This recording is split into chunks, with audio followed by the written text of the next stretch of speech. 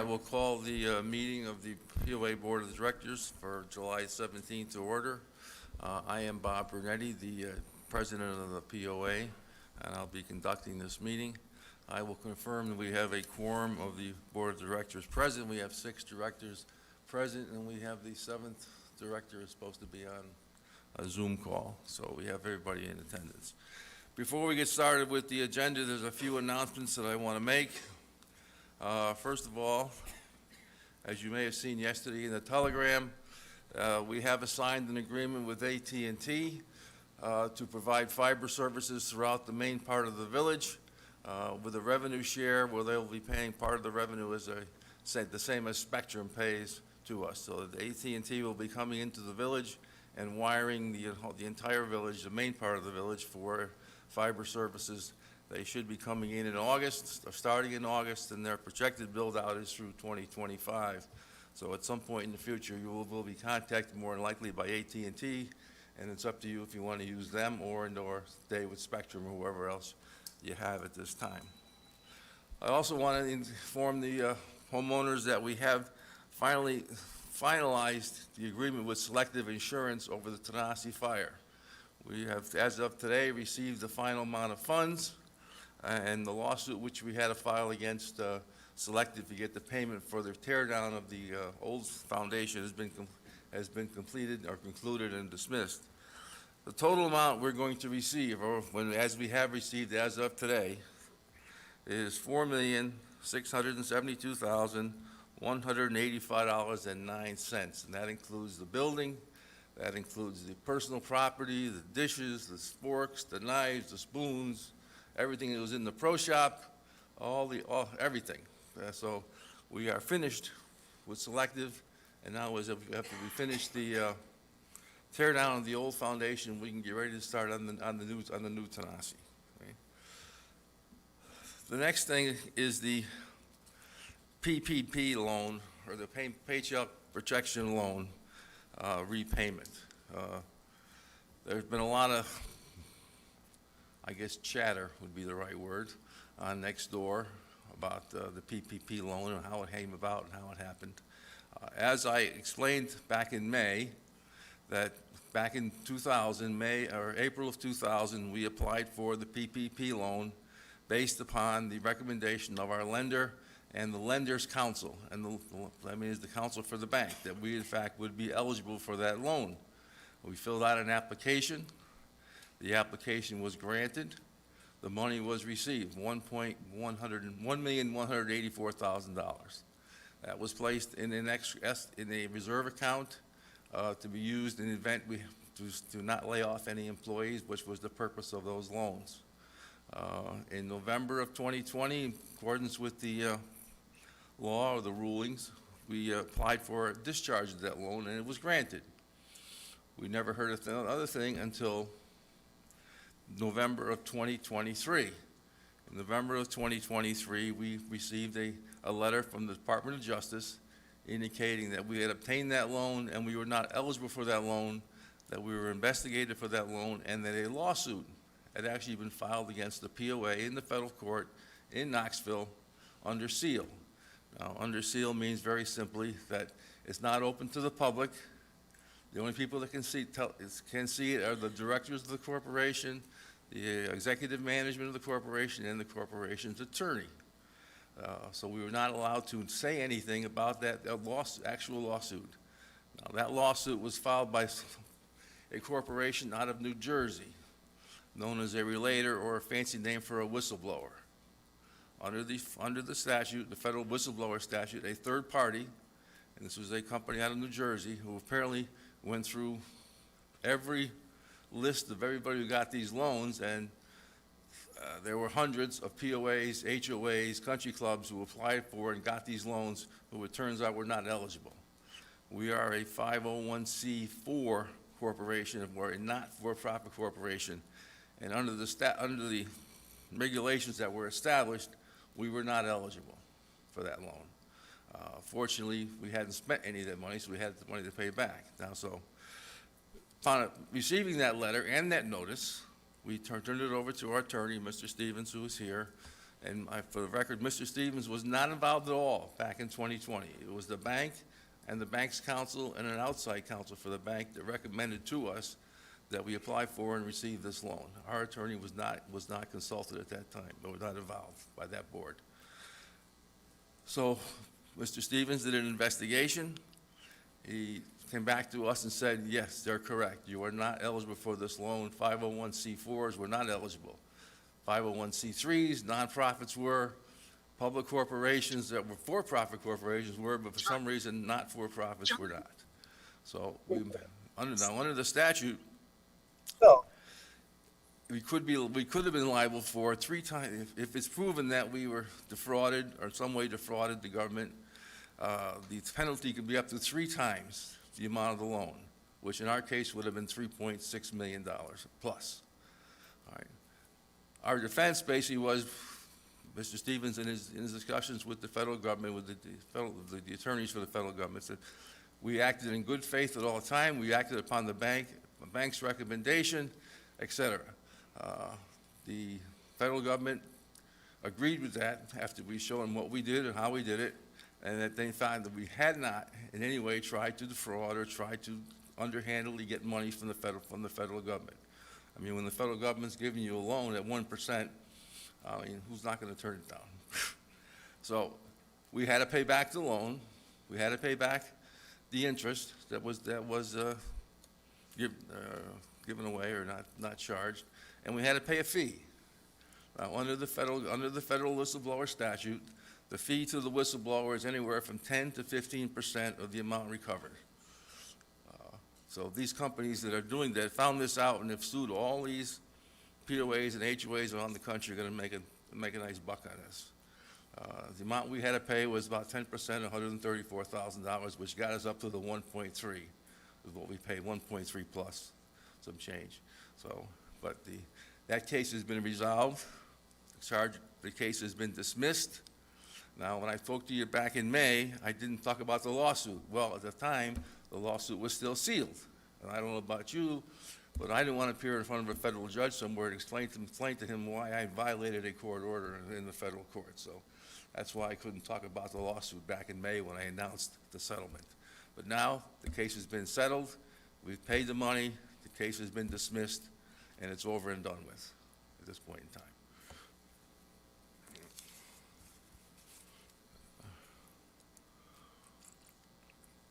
Let's see what else I have on my list here. Okay. I think that's it. We'll go into the minutes. The minutes of the previous meeting. Gentlemen, is there a motion to accept the minutes? I move that we accept the minutes as written from our June meeting.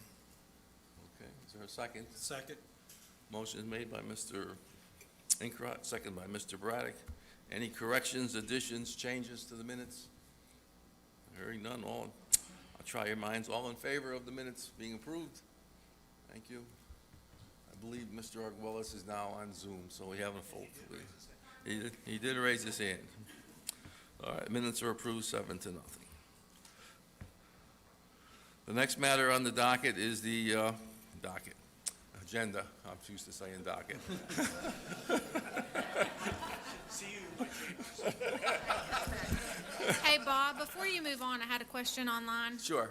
How did we get forgiveness if we didn't spend it on payroll? Well, That's Chris Hofer asking. All right, there was a one-page form that was filled out by the then CFO, and it was forgiven. I don't know the exact particulars, other than the form was filled out, it was sent in, approved, and the loan was. Judy has a little foresight. At that time, the form only requires that you submit your payroll information. It doesn't require that you show a correlation between what you spent on payroll and that you used the funds you received. You only had to submit proof that you maintained payroll during that time frame. I mean, these And everybody regulations. knows that cash is fungible. Yeah. So we actually did not lay off anybody. We paid them from our payroll account, and those funds were reimbursed by the PPP loan that was granted by the federal government. So while in fact we didn't trace $1, come in a PP loan and pay salary, we paid wages, got reimbursed. I mean, these regulations were in a big state of flux at the time, and they were all over the place. And as I said, we're not the only ones in this boat. There's hundreds of other organizations in the same boat as us. Okay.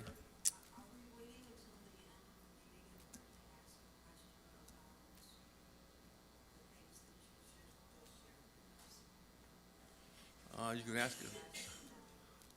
can ask a question now about that. You have to go to the microphone, please.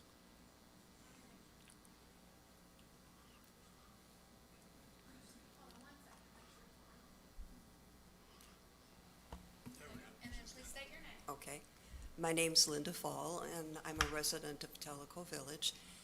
And I am surprised that before the papers were signed for the program, the federal program, in order to get assistance with payroll, why that was not gone over with our own council. The average person, I believe probably in our audience here, as well as the members, the commissioners who have a lot of extensive education. The terminology 5013C is quite a common one that most people in this room have heard of, in particular because it's a requirement for donations. And I saw online that there was in this paperwork, and now I saw it on Nextdoor, so I don't know whether or not it was true, but this was, yeah, really. But in this paperwork that was signed for this loan or help, assistance with keeping employees paid and on the payroll, was C Corp. Now, no one would believe that Tellico Village is a C Corp. So who signed the paperwork? It was then signed by the then CFO. Okay. So that was an online form that he filled out, and after investigating it, was a mistake. And so that was all part of the discussion. I think the thing to remember here, and Steve and I were on the board at the time that this happened, is that all the requirements kept changing as they were trying to get, I think, more small businesses to qualify. Because it specifically said in the initial documents that 501c4s were not eligible, and we knew that. But then later on, a provision came out, and as it was trying to include more people, and the phrase was, and other small businesses. And that was the phrase that then the bank and the bank's lawyers said, well, it looks like you guys are now eligible. And they're the ones that coached us through that whole process. And so that's what happened. Now, you can look back, 20/20 hindsight, and say, maybe we should have, maybe we shouldn't have. But we were acting in good faith on the advice we were given. I mean, there's really not anything more to say. That's what happened. And then they came back, and the Department of Justice, after the suit was filed, said, no, don't care what the bank said, don't care what your SBA administrator said, you guys don't qualify. Same as what, and we learned, because other people before us had given that same defense, and they said, no, sorry. So, end of story, end of case. All we could do at that point was settle for the minimum possible, which we think we did. I think even the terminology business, yes, you folks are in charge of a lot, you're doing a lot, but we are not technically a business. Like I said, you could argue this all you want. That's the way it transpired, and there's really nothing more to say about it. Well, I only make the point that in the future, in hindsight, of course, is 20/20, but in the future, would you have done something different? Would you have sought your own counsel for that wording? We were being consulted by the experts. Eh, We Well- go through, and I hear you, and maybe we would have. We include Kevin in pretty much everything we do. Why we didn't at that time, I don't know, but I think that we felt at the time that we were being guided. They had their lawyers in place, and they were the ones helping us through this, so that's what happened. Well, thank you. Thank you for giving me the history on it, and I feel more comfortable with it. Yeah, let me speak to this. I'm satisfied with the answer. Thank you for what you have done. I know it was. Can you please state your name? Your name, please? Oh, I'm sorry. I'm Jeff Berger. I'm in Toqua neighborhood. I've spent some time in big accounting firms and internal audit practice. You know, I'm saying we give you guys grace. I get it, right? You did everything right. What you thought was right at the time. The only thing I would add to it was the control on the front end, the review of $1 million+ right? Our CFO at the time, perhaps the board, and there was a control that needs to be put in place. It says the board needs to review this second set of eyes. That's probably about the only thing that I've heard that at this juncture we could have done differently. I hope that helps. Thank you.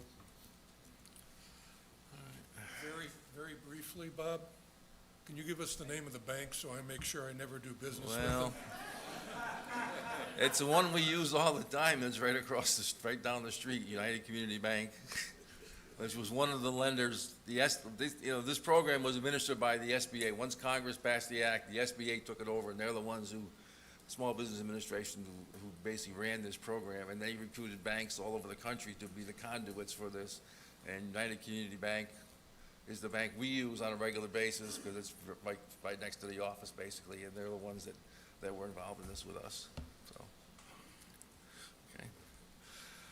okay. We will then move on to the capital asset fee, which I believe is probably the reason most of the people are here today.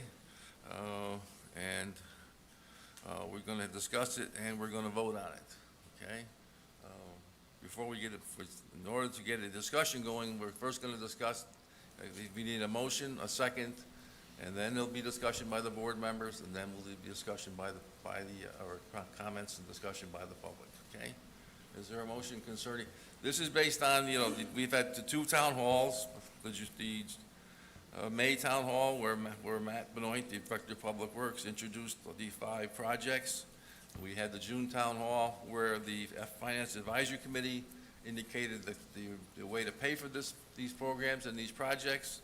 These projects were reviewed previously by the Public Service Advisory Committee and recommended by the Public Service Advisory Committee. That is the 5 different projects, which we all know about.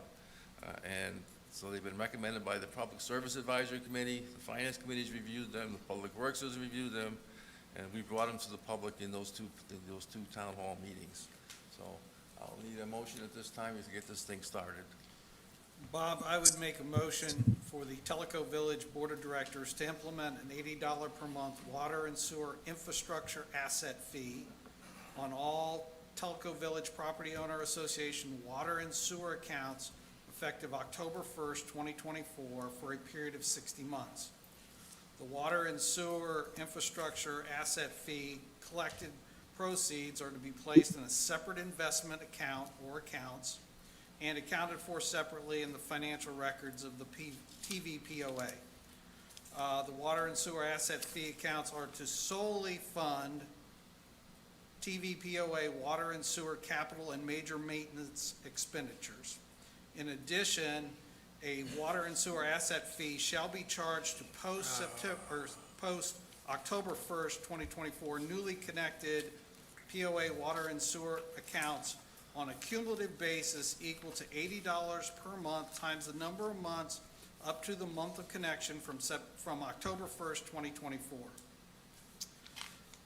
This fee is being implemented by the TV POA Board of Directors under the authority granted by the Declaration of Covenants and Restrictions for Telco Village Article 6, Section 1.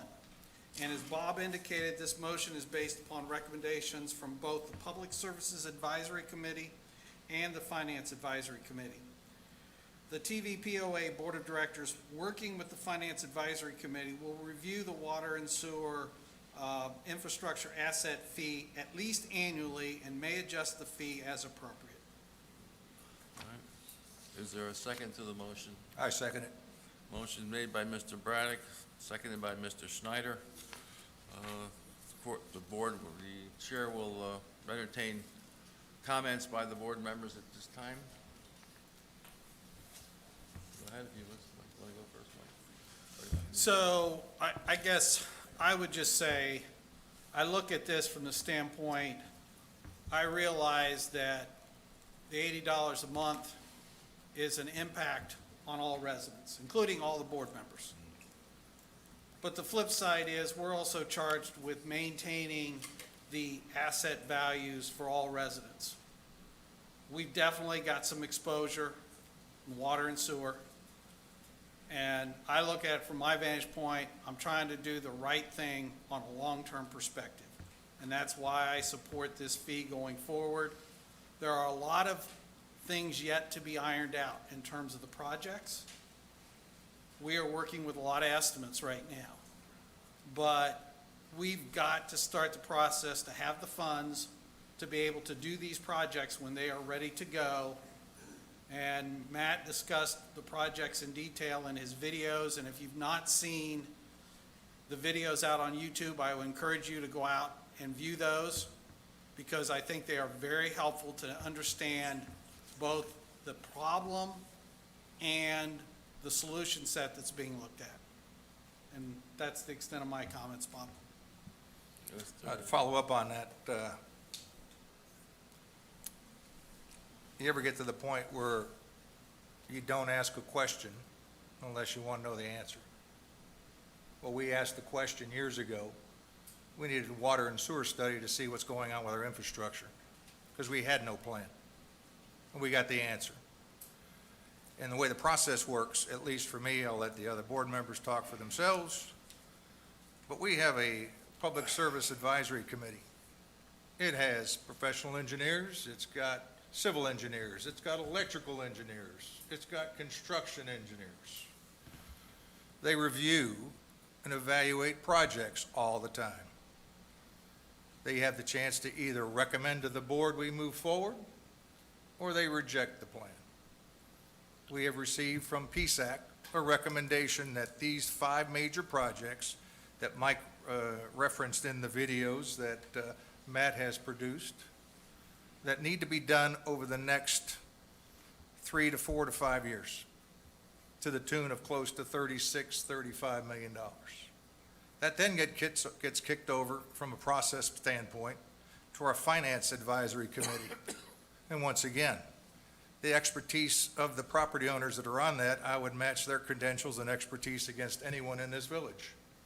They reviewed those projects, they took a look at what's in reserves, how we're funding reserves, and came with a recommendation that in order to fund these projects, which are required according to the recommendation from PSAC, it will be $80 a month initially.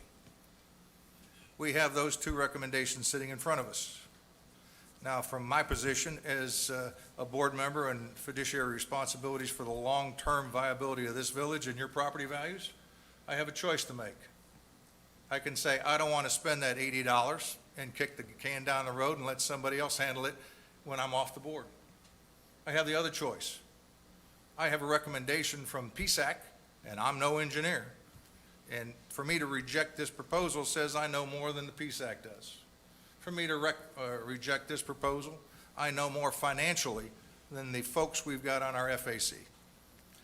So from that perspective, I see that we've asked the question, we've got the answer.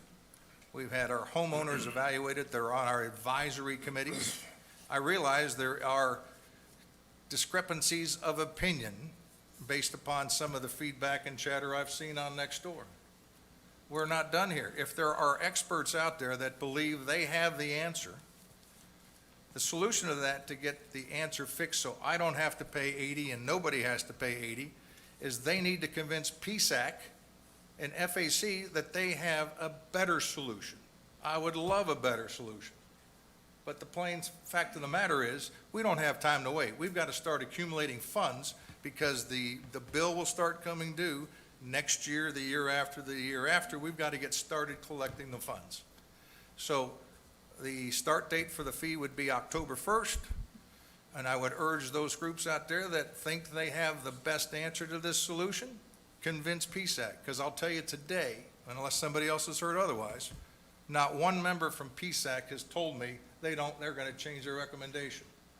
Not one member from FAC has told me they're going to change their recommendation.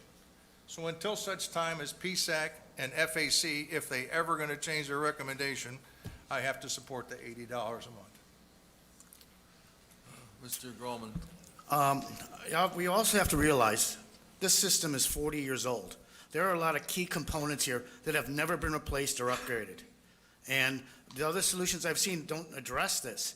I mean, 40-year-old pumps and equipment, electronics and monitoring, a lot of that is end of life or will come to end of life very soon.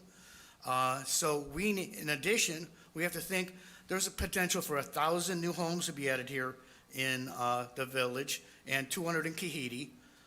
We got to be able to build and support that infrastructure for the future. So that is one of the reasons I'm going to support this, because I think that we need to build and upgrade this system for us today and in the future. Bob, I got one other thing I forgot to mention. I've also seen some chatter around that the board was somehow shopping for a legal opinion because we're bypassing a special assessment.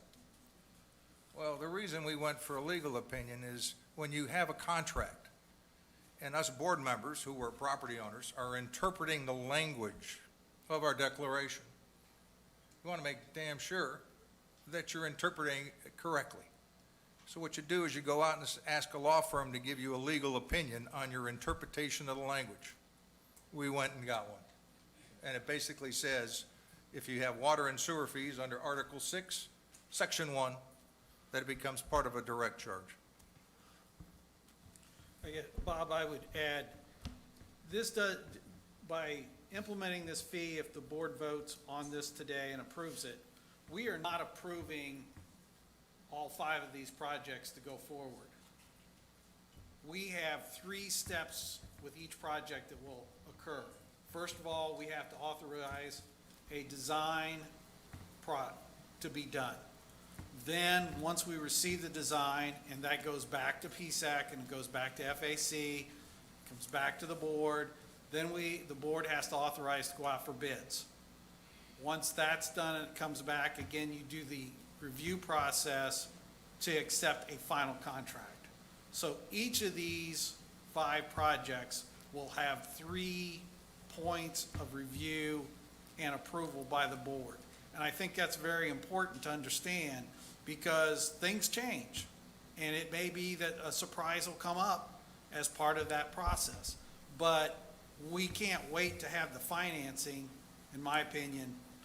And so we need to get this started while the engineering process, the defined engineering process, which from my perspective and in my professional career, I was very familiar with working for a petroleum company, that's in place to review these projects. Artie? So, I agree with everything that's been said so far. The other thing I'd just like to remind everybody, and I believe Steve said this earlier, or Mike did, that, this motion is proposed to take effect October. October 1st. So that's, another 60 days from now. So that gives some opportunity there, that if people have better ideas, to get those put forward and to talk to them. And, any of the board members would be happy to be involved in that process if need be. We're up for the best solution as well. And at this point, like Steve said, That's the one being recommended to us. And so that's why we do rely on our advisory committees, because there's people in there that have qualifications. Now, certainly, there's other residents that may have qualifications too, and that's great. Then they should be able to convince the ones that are on these advisory committees of their recommendation if they have a different one. So there's opportunity there. If something does happen where something gets unearthed that, okay, there is a better way and it's going to reduce the cost, the board can reduce that $80. So that's all I have. Thank you. I look at this in a couple of, just a minute, I gotta just give you my take and then we'll hear from the audience. I look at this in a couple of different ways. The sewer and water situation we've been studying since 2017. Back in 2017, the PSAC Committee, Public Service Advisory Committee, or we call it just PSAC, that's the name of the acronym, or whatever you want to call it. Apparently looked at water and sewer, which at that time was about 30 years old. I mean, and Tellico Village is unique in that we own the water and sewer system. We are responsible to provide sewer and water services to the whole village. We buy our water from LUB, Loud Utilities Board, in the main part of the village, and we buy it from TAS over in the Kahidi area. So we have to maintain and produce, and we don't want the sewer and water system to fail. So since 2017, we hired Jacobs Engineering, a top-tier engineering firm. They have provided reports and studies that are on the POA website. There's 8 written reports and studies that are available to be read off the POA website under the Public Works tab concerning the sewer and water. So this is not something new that we've been looking at. We've been looking at this for a while, and with the build-out in the last 4 years, approximately 1,000 homes, we have put a stress on this system. This system, again, now is 40 years old, and we need to upgrade and take care of this system. The PSAC committee identified these 5 different projects that have to be done, or need to be, in their opinion, need to be done. So PSAC has approved these systems, these projects. They were reviewed by Public Works, by our new Public Works. Matt's only been here about a year, but he reviewed these reports. And his recommendation is to go along with these new projects. Then we had a question of how we finance these projects. We asked the Finance Advisory Committee, okay, here's the estimated cost of these projects. And as Mike indicated, this is just the beginning to some extent. Right now, the 2 major projects, the sewer tank and the water tank, are in the design phase. The designs are due in the end of September. They're also at that time the report on the odor problem, how to fix the odor problem in all those areas where there's people live in the odor from these substations or whatever, and the Kahidi system. Now, the Kahidi only has 1 lift station. That lift station services now 606 homes and potentially another 200 homes. That's got to be upgraded. And the fact that the pipe goes under the lake is another problem, but that's a different story. So we've been looking, PSAC's been looking at these programs, these problems, these projects for a long time. I know there's a lot of people out there that have different opinions as to what or how to fix these problems or what to do about these problems. But we have a recommendation from the PSAC committee. We have a recommendation from the Public Works Director. We have a recommendation from the Finance Department as to how to do this. We cannot simply ignore those recommendations because there are other homeowners in the village who say, well, that's not true. So what they're asking us to say is, PSAC, you got it all wrong. Matt, you got it all wrong. Jacobs, professional engineering team, you don't know what you're talking about. Well, we can't ignore that. In my opinion, we just can't ignore that. Now, as Marty just said, this doesn't take effect until October 1st. And during that time, if the people out there who think they have a better solution have to bring that solution to PSAC. And have PSAC look at it, have Jacobs look at it. And if there's any merit to any of these solutions, obviously the board's going to consider it. Because we're all homeowners, we're all going to pay the $80. It's not going to be anything, we're not getting away scot-free here. We're just as part of the village as you are. Now, I just want to say one thing about the sewer tank. The sewer tank, I look at it a couple different ways. The sewer tank, you can look at it as a insurance policy in some ways. If you don't know where the main lift station is, it's right down the bottom of the hill here as you're leaving Sequoia Road and making a left. There's a dirt road that goes down the hill. That dirt road that's where the main lift station is, right down the bottom there. That's where all the wastewater, except for a little part of the Malacqua, comes to. It then goes from there for a 5-mile pipe up Maple Hill Road. Most of you know this already, but some don't, may not, to the Loudoun County system. That 5-mile pipe belongs to Tellico Village. Even though it's not on our property, it's ours. We have to maintain it, we have to use it, we keep it. The whole 5 miles of it, and that lift station. That lift station, excuse me,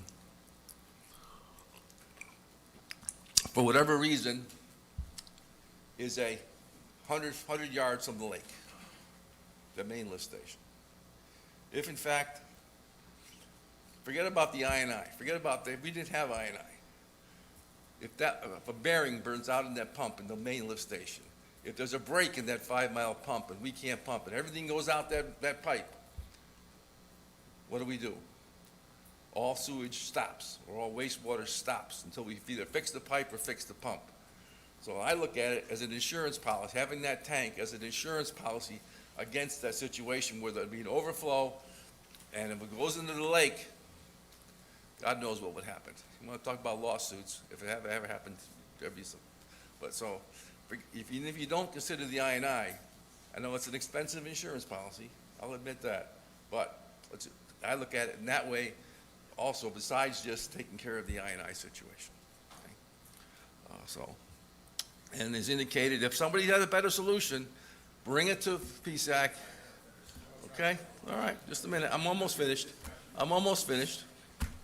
And we'll consider it. But we have to do something, and we have to get started. And I think to add to that, Bob, is it isn't like we ignore I&I. No. Bottom line, we still need to address that and stay on top of that as much as we can. Is there anybody else on the board that wants to say anything? Yeah. We've got the October 1st date, but if, let's say it's December 1st, there's a new breakthrough idea on how to handle a situation that's less expensive, covers everything we need, plus, as you say, the insurance policy. I consider that redundant backup, because if your pumps go out or the line breaks, where are you going to store the wastewater? That tank only holds, my calculations, a little less than 30,000 gallons.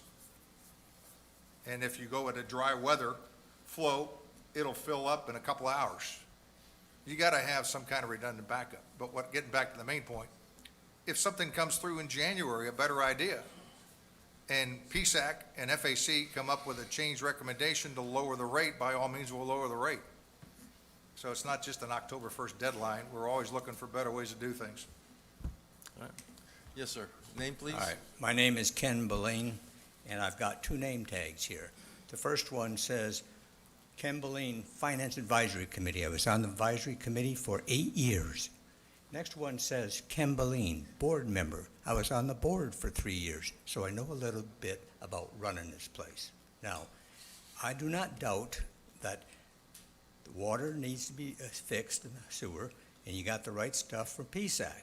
What I'm complaining about is your method of paying for it. You're raising my dues 45%, essentially, with that $80. Good God, that is dumber than hell. Now look, there are ways to pay for this. The first thing you do, we had a problem in 2006. I don't know if you remember that, but a Tokwa went down. We couldn't play golf. We had to fix the greens. The weather killed it. So what did we do? Well, we raised our dues to the maximum amount. Well, you guys can't do that because you've already raised the dues to the maximum amount for years, and that's another thing that's wrong, but I'll stay off of that one. All right, so what do? You got a money problem. You turn around and get a couple people from the finance committee with the board, and you look at what can we do. You got to cut the budget, guys. You got to do the same thing that I do in my home when I get a major problem. I go cut the budget. Now, what do you cut? Start running the business here at 3% and take the 2% and put it into this project. That's one way you can do it. Another thing is you say, well, what can I get rid of? And there are a lot of things you can get rid of. You're turning around and spending all kinds of money for advertising to get more people here, and you don't have the water system. So stop advertising. Take that part of your budget. Hell, there's a big sign. You come in on 321, and it's pushing the Telco Village. For Christ's sake, stop paying money out for that. You guys got to look at the budget and say, what do I do and allows me to pay for this and don't raise the dues, the $80 a month? That's wrong. Thank you. Get somebody, a committee formed, and go through what, you got to cut the budget. Same thing you do in your own budget at home. Don't play federal government and just keep spending money that you don't have. Thank you. Yes, sir. So Jeff Berger again in Toqua. I appreciate how difficult it is to be a board member. I've been on boards, and I've run a big company too. So I know the position you all are in, okay? So I have some comments I want to make here. It isn't really going to get into the weeds on the water and sewer. I bet you other people are probably going to do that. But let me just say that, I appreciate the opportunity to speak. I do not think we're ready yet to approve money to pay for these projects for several reasons. In 2004, our 5-year rolling budget presented fourth quarter of last year, you approved a plan to pay $32 million of these tap water and sewer projects out of our reserves. For my neighbors here and the ones watching at home, think of reserves as our savings account. It's money that we collect over and above what it takes to run our village. We put that money aside for our needs. Our current $16 million in reserves are not being used for these water and sewer projects. According to the town hall presentation about 3 weeks ago, you're asking for a money raise of $29 million, adding this fee, as Mike said, to our water bill. What that tells me, and others who are following the math here, is that only $7 million would be used out of the money from our POA assessments over the next 5 years to pay for this proposed TAP plan. Let me remind everyone that the primary purpose of our monthly assessments is to pay for things like this, our water and sewer needs. It's in our covenants and restrictions. It's in Section 10, or Article 10, Section 2, I believe, purpose of our assessments. Instead, you now are proposing to spend our money in other ways to include a Tanasi upgrade. So finally, I just want to highlight the legal risks that we'll be exposing ourselves to here by voting on this. My neighbors may be surprised to learn that in February 2023, our POA board voted to consolidate all of our reserves that previously had been collected and set aside for specific purposes, including water and sewer. Now we have only 2 accounts. We got the insurance proceeds Bob talked about, right? And we've got this other thing that our CEO has affectionately called one big pot of money.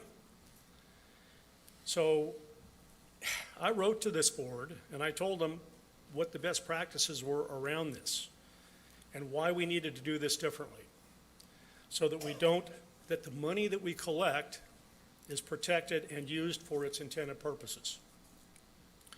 Whether or not a legal challenge survives here on what we're trying to do, my concern is that monies that were previously accrued for and paid for water and sewer need to be shifted.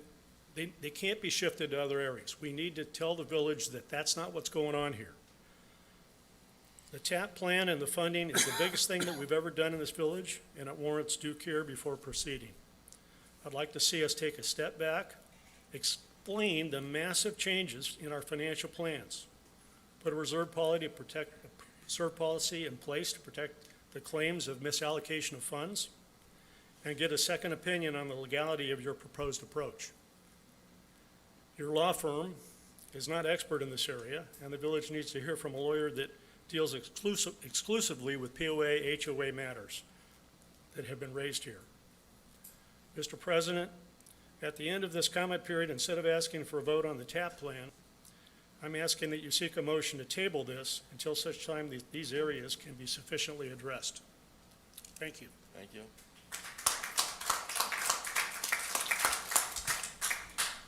Good afternoon, Joel Reed, Tellico Village, retired Honda engineer.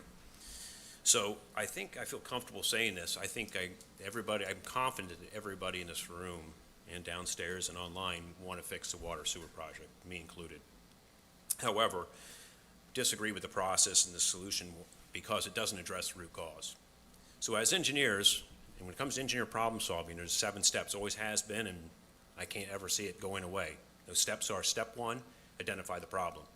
Step 2, determine root cause.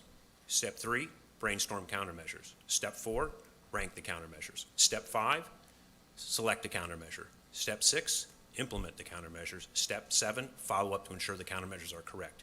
How do we go from step 1 to step 5? And you ask any engineer what is the most important of the 7 steps, you're going to get the same answer. Step number 2, determine root cause. So last fall, we heard about the Water Authority. There wasn't a lot of details about what the problems were other than aged infrastructure and other things. Some water pressure, sewer issues, but no, not specifics. May 30th, we go to a town hall meeting and we see it for the first time. 3 problems, $36 million to fix it. The 3 problems: we have excessive sewer during wet weather conditions. Problem number 2, we have water pressure problems. And root cause, or not root cause, problem number 3, odor. So let's talk about the first one, the excessive wastewater during wet weather conditions, $23 million.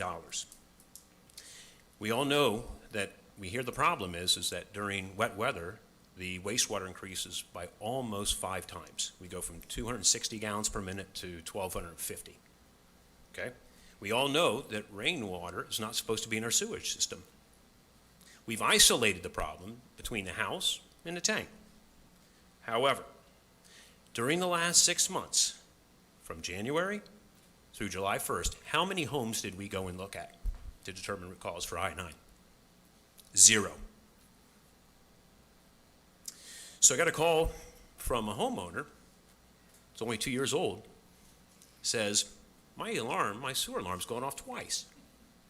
Why? So we go to his home, and thank goodness for Public Works, they came and met me there.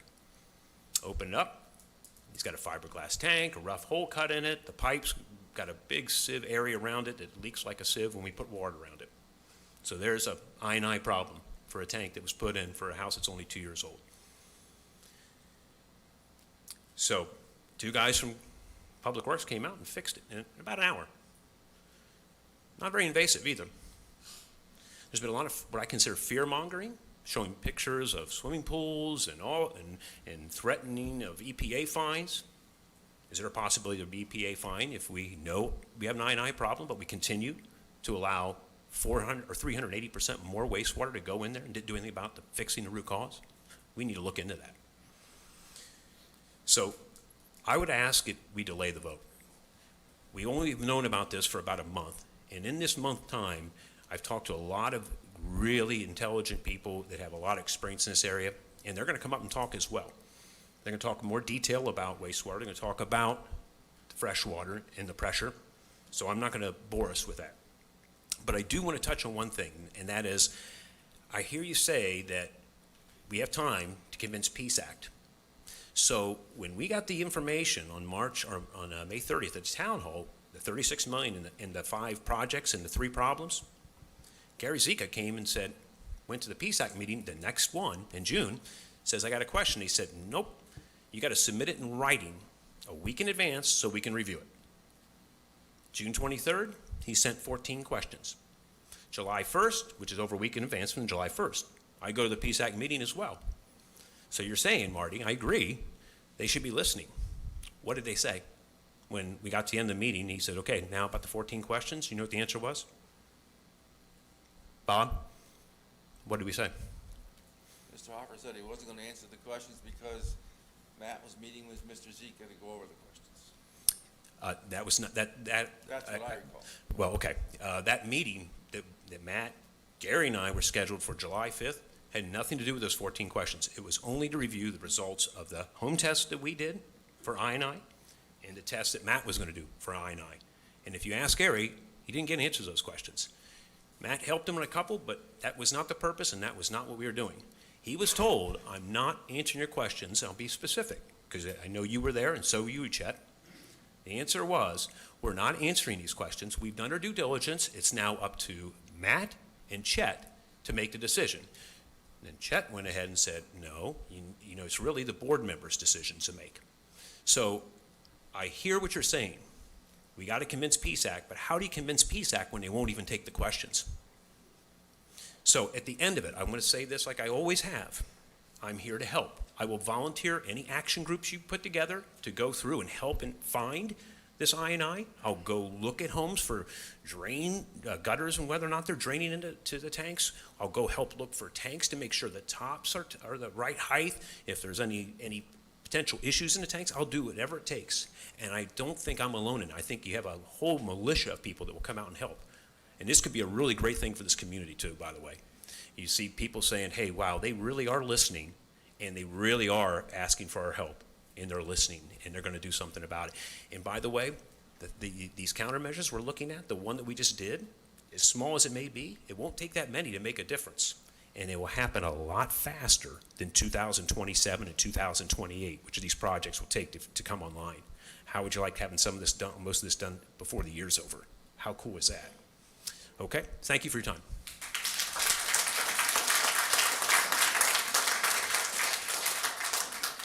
Good afternoon. Thank you all for volunteering your time and resources. I know how much y'all get paid, and there's not a real good profit margin there. I'm Michael Lackey. I've only recently been involved in this process. A little bit of background on me. During my career, I've held state contractors' licenses for multiple corporations in Tennessee, Arizona, Nevada, Utah, California, Texas, and Missouri, as well as a limited teaching credential. And is something up?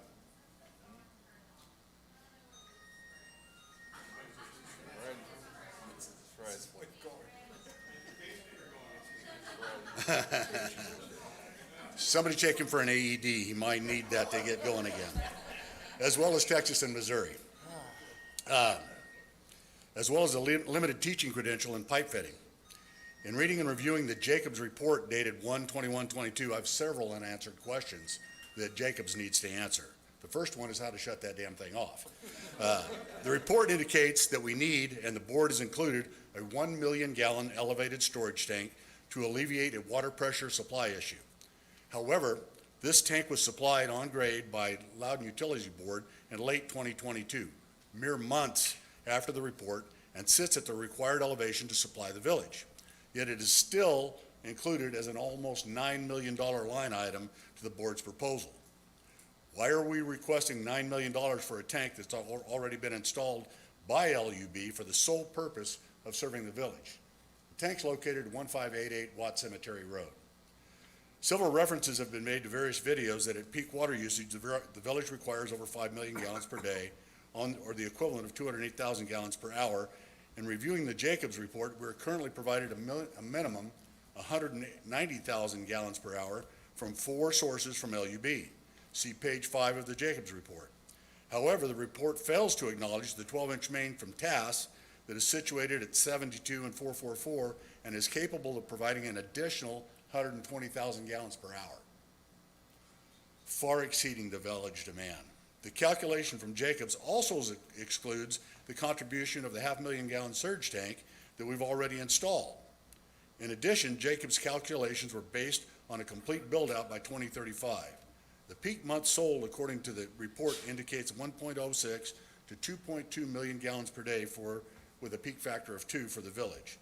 This can easily be supplied using the sales points and surge tanks defined in the report. See page 10, section 2.1.3 for reference. In addition, the report references water age.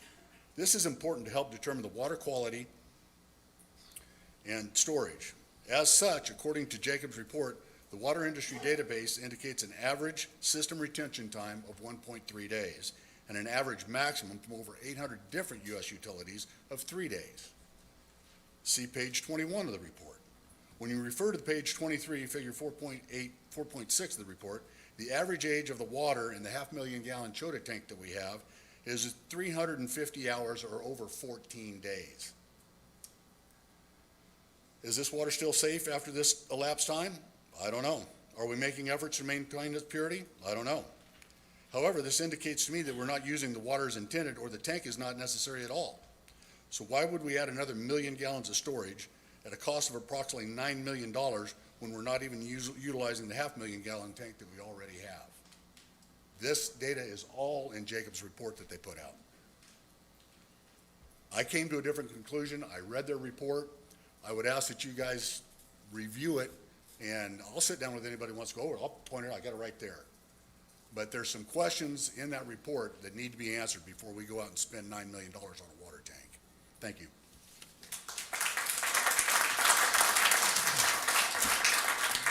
Real quick, before we go to the next thing, I just want to point out one thing.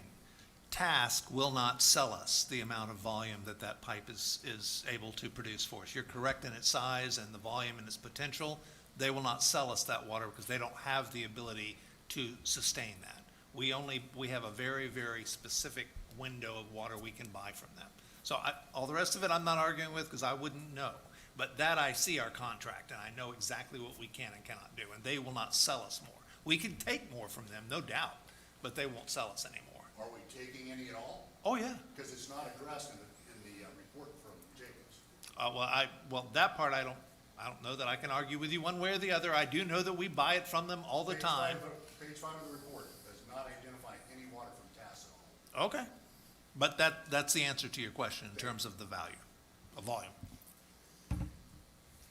Hi, everyone. My name's Larry Foys. I live in Tokwa. I'm going to go on a parallel track here a little bit. I'm retired Navy, also retired system engineer in the defense contracting world. At one point, I worked for a company that was subcontracted to Jacobs on a DoD contract, so I'm familiar with them. They're a very good company, great people, very, very smart people. My type of engineering, system engineering, like I said, it's basically with software and hardware integration. But I can tell you what Joel said about the 7 steps of engineering, 100% accurate. It doesn't matter what kind of engineering you're doing, those principles apply across the board. It's the same steps. But where I want to go with this is, Bob, you mentioned that contract for Jacobs was awarded in 2017. The first study that's online goes back to 2017. Okay. It's a water study from 2017. So what I'm about to start asking about has absolutely no reflection on Jacobs or really anybody. I'm just curious. When the first contract was awarded, what was the bidding process? How many other engineering firms were contacted and how many engineering firms put in bids? Does anybody know? I don't have any way of knowing that at the time, Okay, so no. then I'll just skip some stuff here and ask this question. When is this contract going back out for recompete? Which 'cause contract are you talking about? Jacobs, the engineering contract. Because Well, if they've no, had it right. since at least 2017, Well, that's a very long time.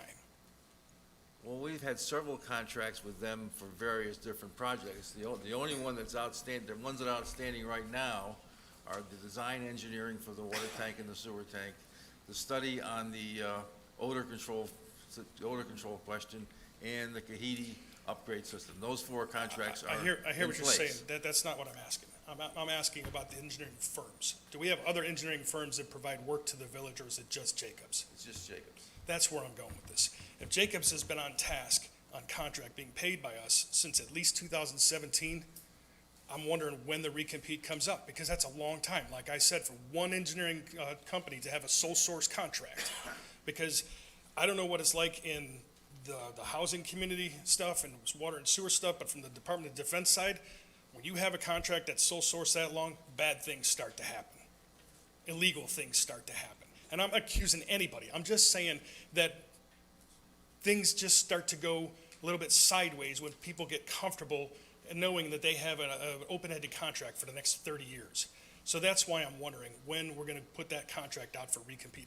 Not the individual things that we're talking about here with all the 5 steps, just the Jacobs engineering contract as what appears to be a sole source contract to Tellico Village. That's all. Can I add some perspective? Sure. Jacobs, I don't think has built anything here. What they've done is they've helped Public Works and the PSAC committee do modeling. Because the biggest challenge, as it's been explained to me, is we had to, first of all, the POA had to first of all understand the system that was in place, which was a significant task. I hear everything you're saying, but it's not where I'm going with my questions. Okay? I'm not talking about the specific purpose of this meeting. I'm up here because when you talked about Jacobs, it rang a bell in my head because I used to work for them. And then when you said 2017, I was like, wow, that's a long time for one company to have that contract. That's where I'm going with this. It's not about this stuff. It's parallel, like I said at the beginning. So I'm just Well, curious. as far as I know, every project is a separate contract. There's not one overall contract with so Jacobs. does- Every project is a separate So project. then Jacobs has a There's separate contract for for each- everything we do engineering-wise? For the last 7 years, yes. Okay, that's, On water and sewer. On water and sewer, yes. Only. okay. So do we have contractors that do other things? Oh, sure. Okay, so engineering contracts, yes. Do we have other engineering companies doing engineering work for us other than water and sewer?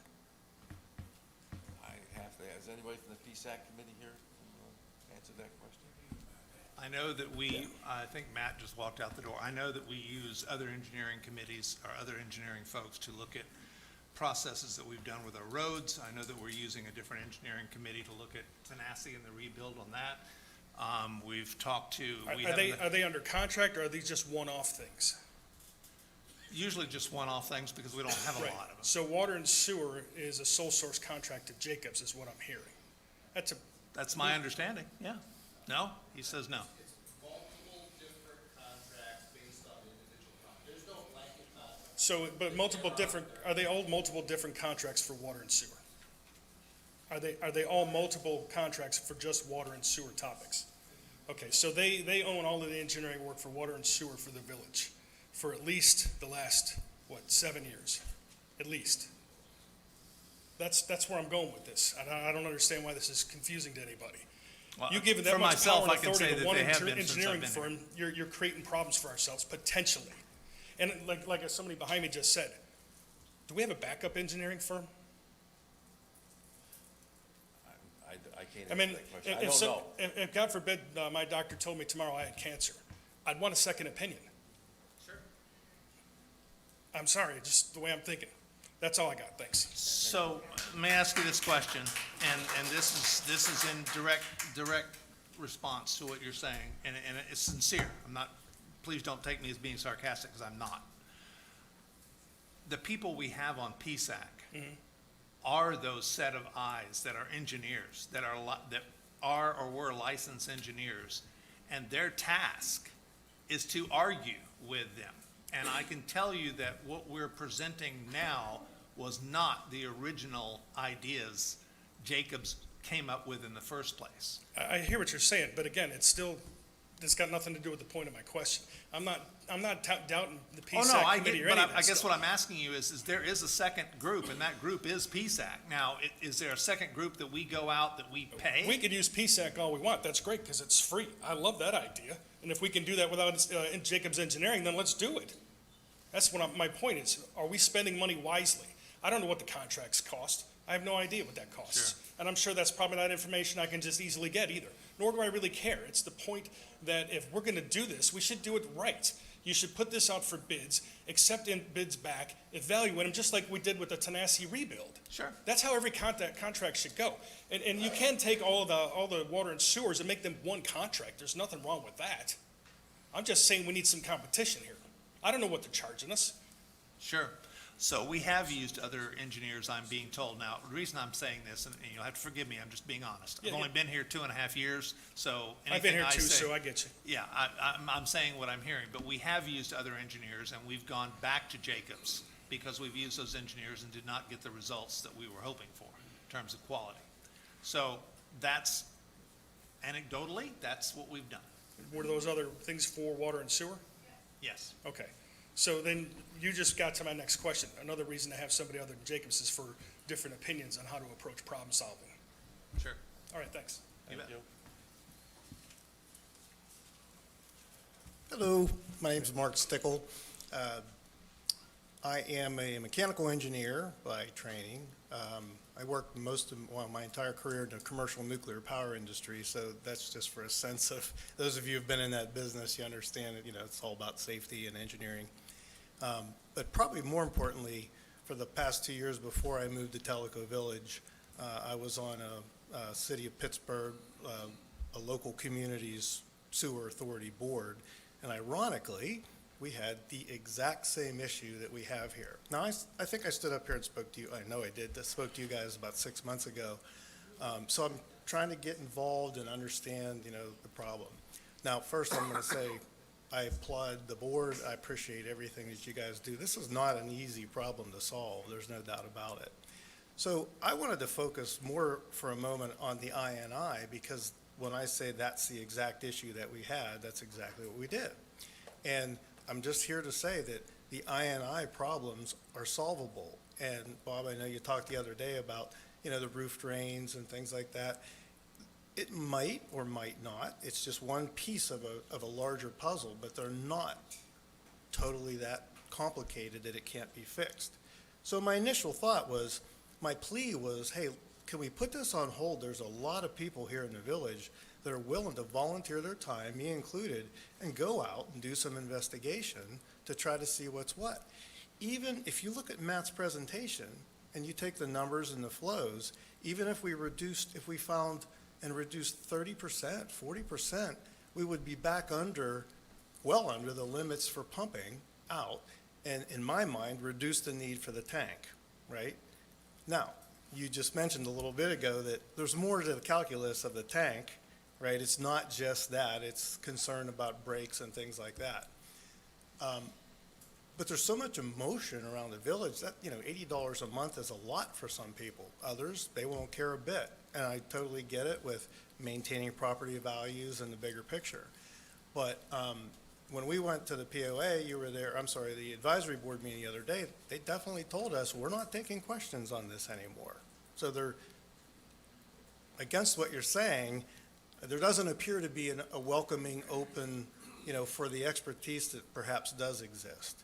So, sounds to me like, you've got this vote today that you've got to do. You want to take the money to start collecting the fees. I'm hearing you say that you're very open to reduce the fees if it's later not necessary, although I never heard a tax get removed in my life before, but okay. I just think it's very important, if we can tackle the INI and you've got volunteers willing to go help do that, if you're willing to, commit to reduce the fees later, maybe change the calculus on the tank, I don't know. But that would be my plea, to perhaps delay a little bit till we have a little bit more, maybe 3, 4, 5 weeks, we could get a lot more information on the INI.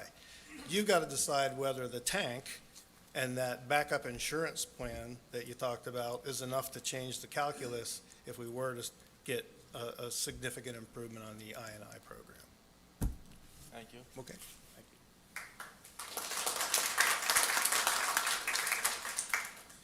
My name is Doug Anderson. I'm a 3-week refugee from New Jersey, so I don't profess to know any of the detail as I continue to try and go through it. I've heard neighbors talking about this and the fee, and so I sent an email out. I don't know if it went to everybody. I'm still not sure how that all works, but kind of explaining my background, which is really 45 years in mainly power, but infrastructure, commercial industrial projects. And every power plant has water, wastewater issues that go along with it, as well as permitting and whatnot. Runs the full gamut of development from greenfield to operation. I'm an engineer, MBA in finance, and I've done this for, like I said, my whole career. And having just found my mailbox, so I need a lot, I just started to go through some of the details, and I agree with the prior speaker who talked about 7 phases. And it typically starts with a problem assessment and a problem statement and needs assessment, conceptual designs, scope of work, identifying capable bidders, vetting the bidders, getting references, putting together an RFP, getting proposals about, I mean, it's a multi-step process, not the 3 steps that were described here.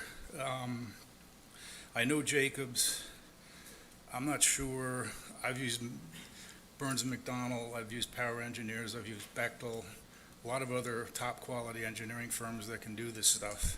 So, one initial question I would have would be why Jacobs?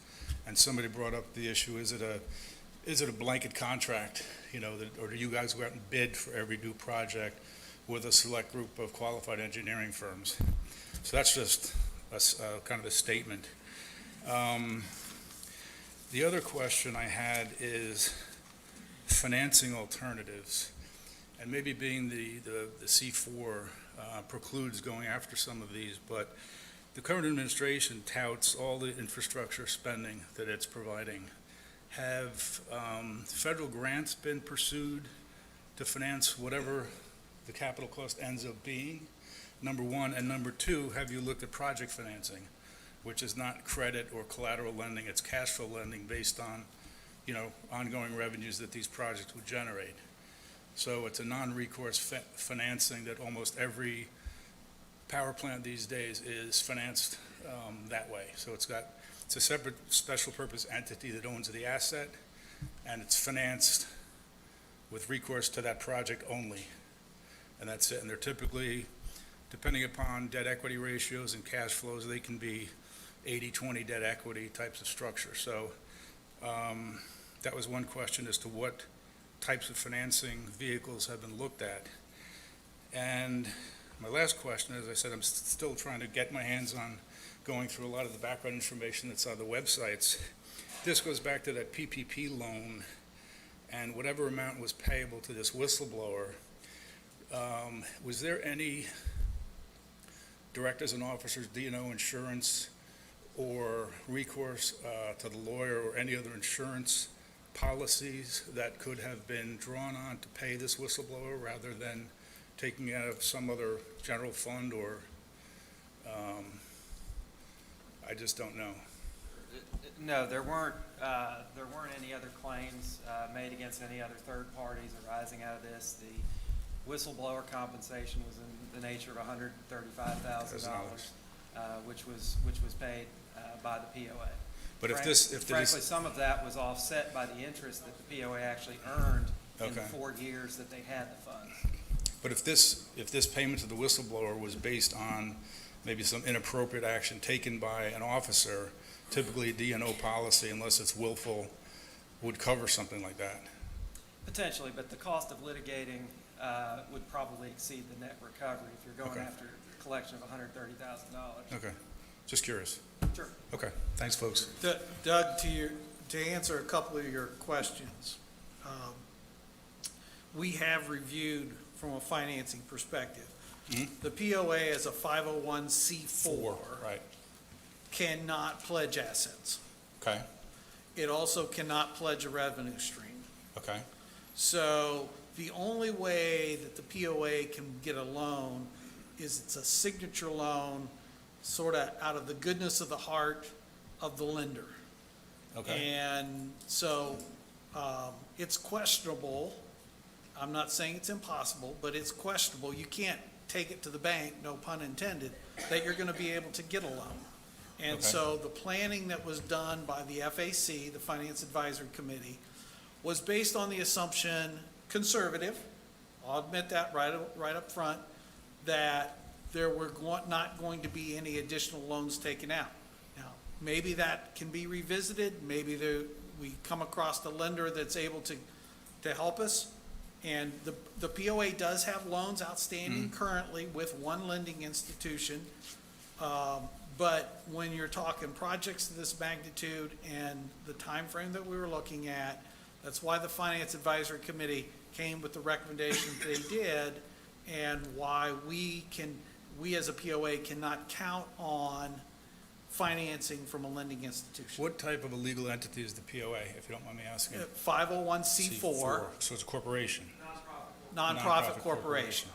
And Okay. you have to keep in mind that all of us as residents own the POA assets. We Okay. all have a little slice of those assets. That's why they cannot be pledged as So collateral. if it can't pledge it, there's no structure where, let's say, a municipality could raise the financing and on-lend the proceeds to the POA? Because We're not aware of that. no. I've seen entities that become municipalities to have those rights for eminent domain and certain other types of legal rights that they wouldn't have had they not become a municipality. So there are structures that can do that. I'm not sure it's worth the expense or what it costs, but I've seen it happen with assets being acquired in Texas, for instance, where, a utility will, or a local company will municipalitize, or whatever you want to call it, a T&D system, transmission distribution system, to be able to do upgrades and pursue eminent domain to do line extensions on property it doesn't own, because now it can confiscate it, paying, fair market value. So I'm just wondering if there's other structures that can be pursued to, kind of stretch out the payments, but Not that I'm aware of, and clearly, the POA as a 501c4 has absolutely no capacity to do eminent domain. gotcha. Okay. Thank you, folks. Thank you, sir. In addition, that makes us ineligible for federal grants and loans. Oh, it does. Okay. So, yeah, so basically, the only way we can pay for this is through the property owners. And one last point, the only bank that will loan us with no collateral is the same bank that gave us the PPP loan through the, so keep that in the back of your mind. Is there a different legal entity that can be set up to kind of get between that, to get around the federal grant issue? Well, we tried to do a water authority, but under Tennessee law, You can't do we that? don't qualify to be a water authority. The water authority could have gone out, looked for loans or grants, et cetera, but Gotcha. unfortunately, Tennessee law prohibits Okay. us from forming a water Like I authority said- without a revision of the entire statute, which they Okay. weren't going to do. Like I So, said, I've been here for 3 weeks. you I know. just found my mailbox, so I got a lot more stuff to go through. Thanks, guys. I know where you live now, Mr. Mann. And just as a reminder to everybody, we did qualify for a federal grant through Loudoun County. So Loudoun County enabled us to get, it was like roughly a $2 million grant to help with these projects. So we do have that. But the likelihood of us qualifying for anything else is pretty small. Okay. Well, I think it would be clear, and Mitzi, you can argue with me on this. It's not so much that we qualified, as that they determined they were going to give us that money and helped us meet the requirements that they needed to submit for us to be able to get that money. I know it's kind of Right, splitting hairs. they were but- essentially the conduit for us Yeah. to get the ARP funds. They had a certain allocation of ARP funds from the state to the county, and so we were one of the recipients of a portion of those funds. Which was definitely out of the kindness of their heart, I might add. Yes, sir. My name is Mark Warner. I've been a property owner here since 2005. We've owned a house here since 2007, coming back and forth till 2010, and we moved here full-time in 2010. The reason I give you that background is I was here when, unfortunately, there was another resident issue with a board, and that issue was transparency. And the residents felt that it was imperative upon them that they take ownership of the transparency issue, and they took forward litigation. It was ugly. I wrote you all a letter, an email on it. I didn't see any note come back saying, thanks, Mark, for the input, but that's okay. I guarantee you it was ugly. Residents against residents, POA against the residents. It didn't turn out well. But there was resolution made. Transparency finally was given, and we move on down the road. We put an effort together at that time to try to get more qualified and competent people on the board.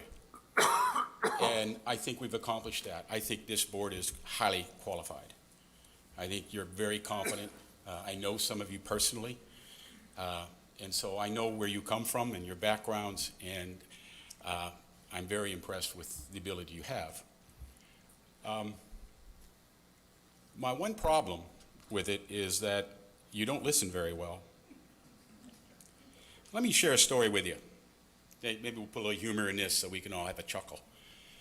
There was an agricultural expo some time ago, and it brought in all these farmers from different farms from around the country. And one night, they were sitting around a fire just BSing, and there's a whole 4 or 5 of them.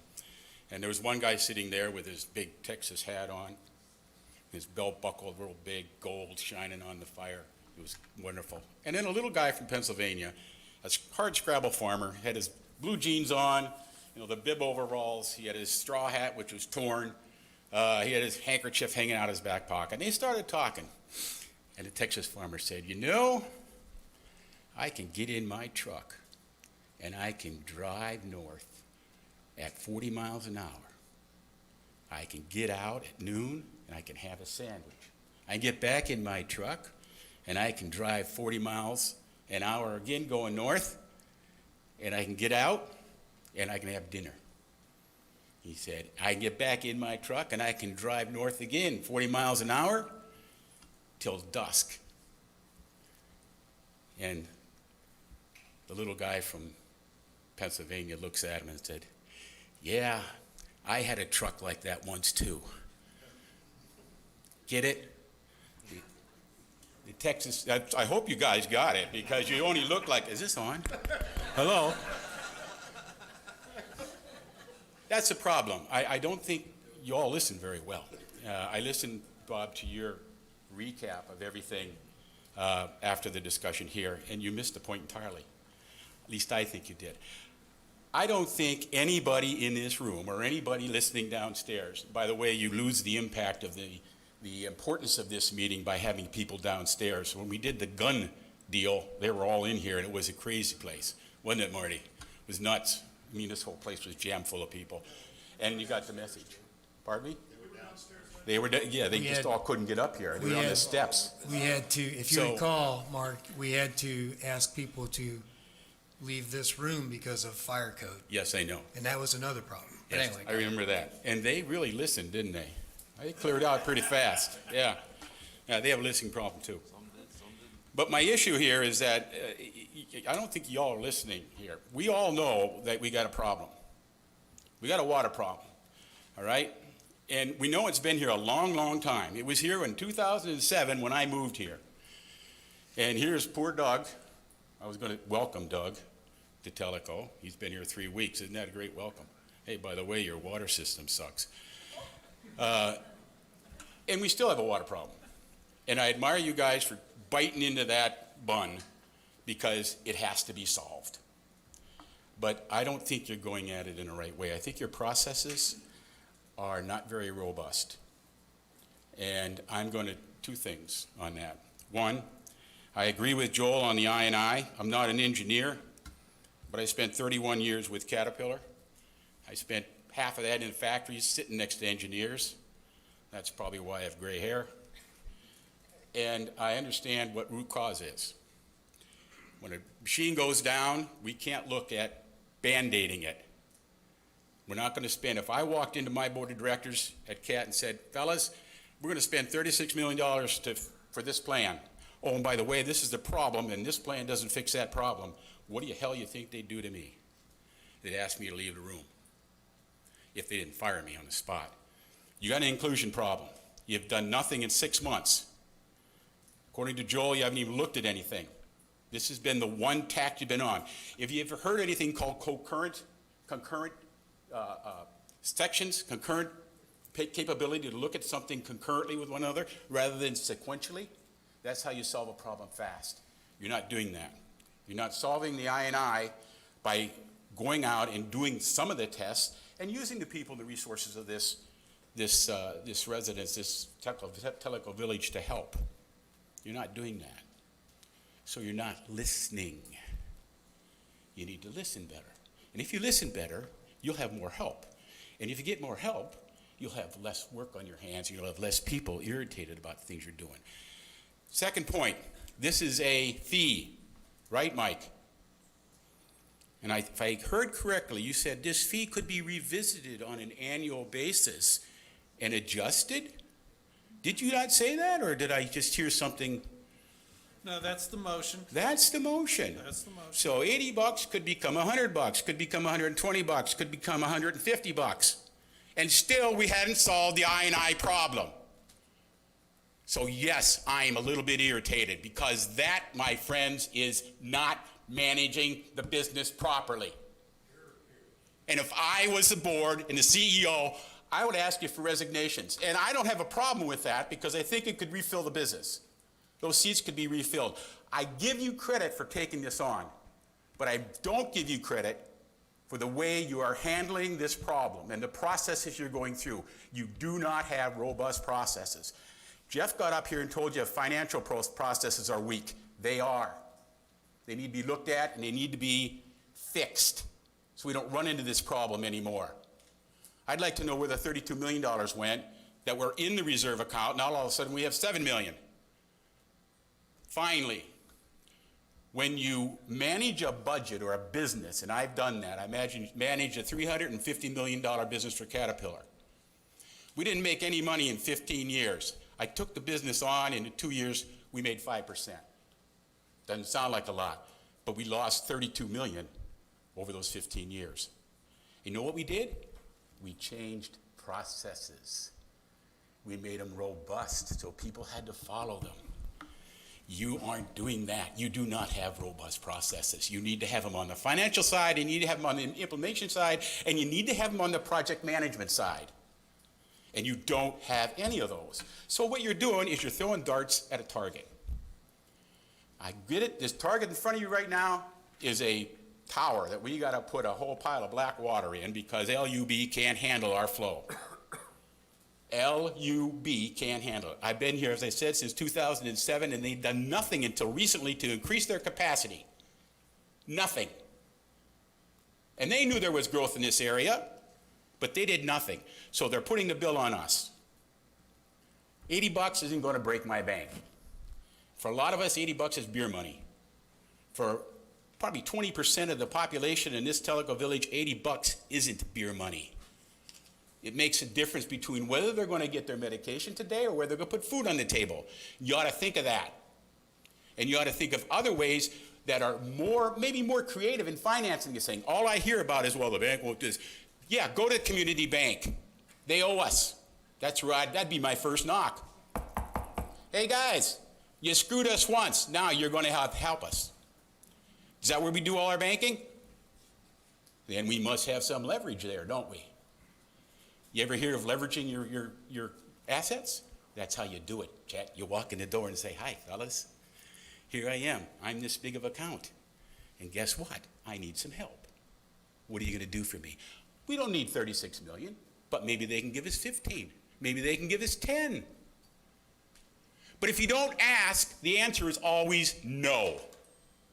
Are you running for So, anyway, I suggest you put a committee together and look at your processes, financial processes, project management processes, your financial processes. This guy's really good on financial processes.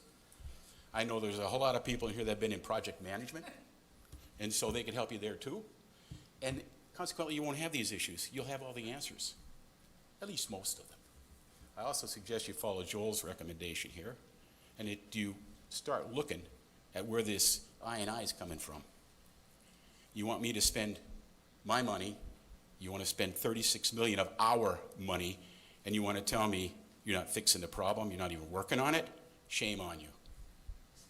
Thank you.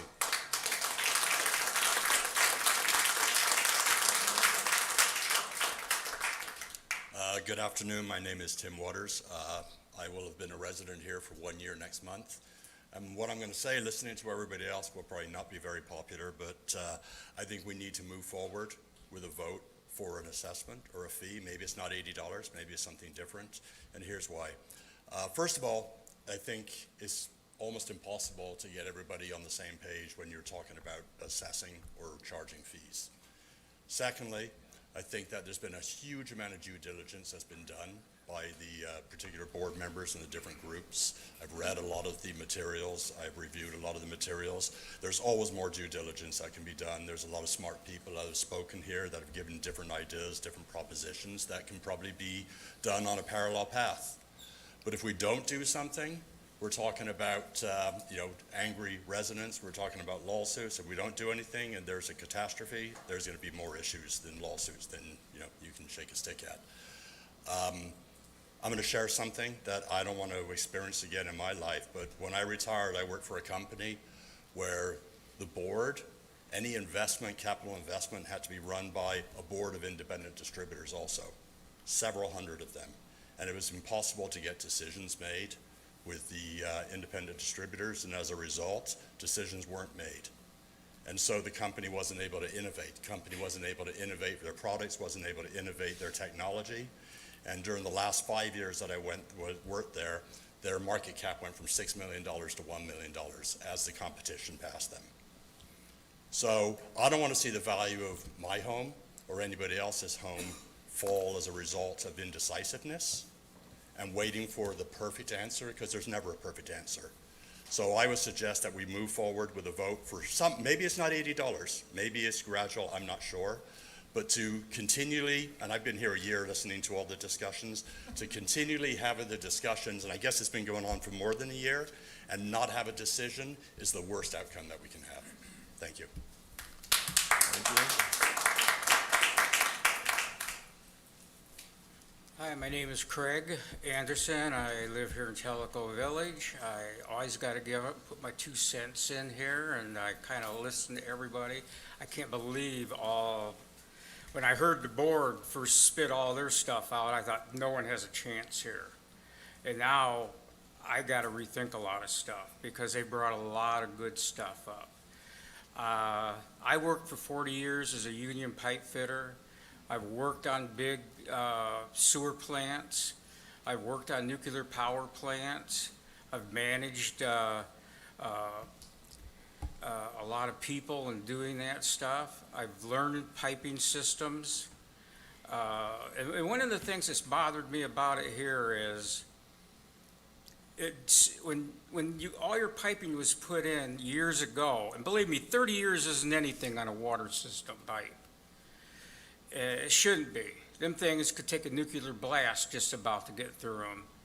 But when this stuff was put in for all the lots, the pipes the system was sized, saying this is how many lots there's going to be. We put this big of water lines in to run to them to supply the water at a certain pressure. So I understand if it was sized by engineers properly, there should not be a problem with that. The same with the sewer line. You figured for how many people to live here? That sewer line should have been good. If it's not, then you shouldn't allow all these people come in to build on these lots.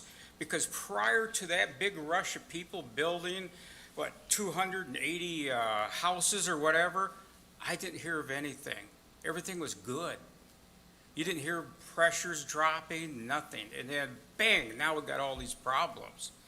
So, but it shouldn't have been a problem because those pipes were sized, the pumps pumping the water were sized. We shouldn't have had a problem. The only things you're going to have problem with are the pumps and things as such because they're moving parts that will wear out.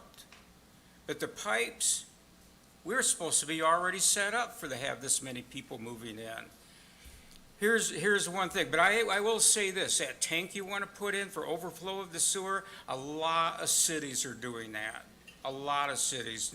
And I believe the EPA said they don't allow stuff dumped in the river anymore.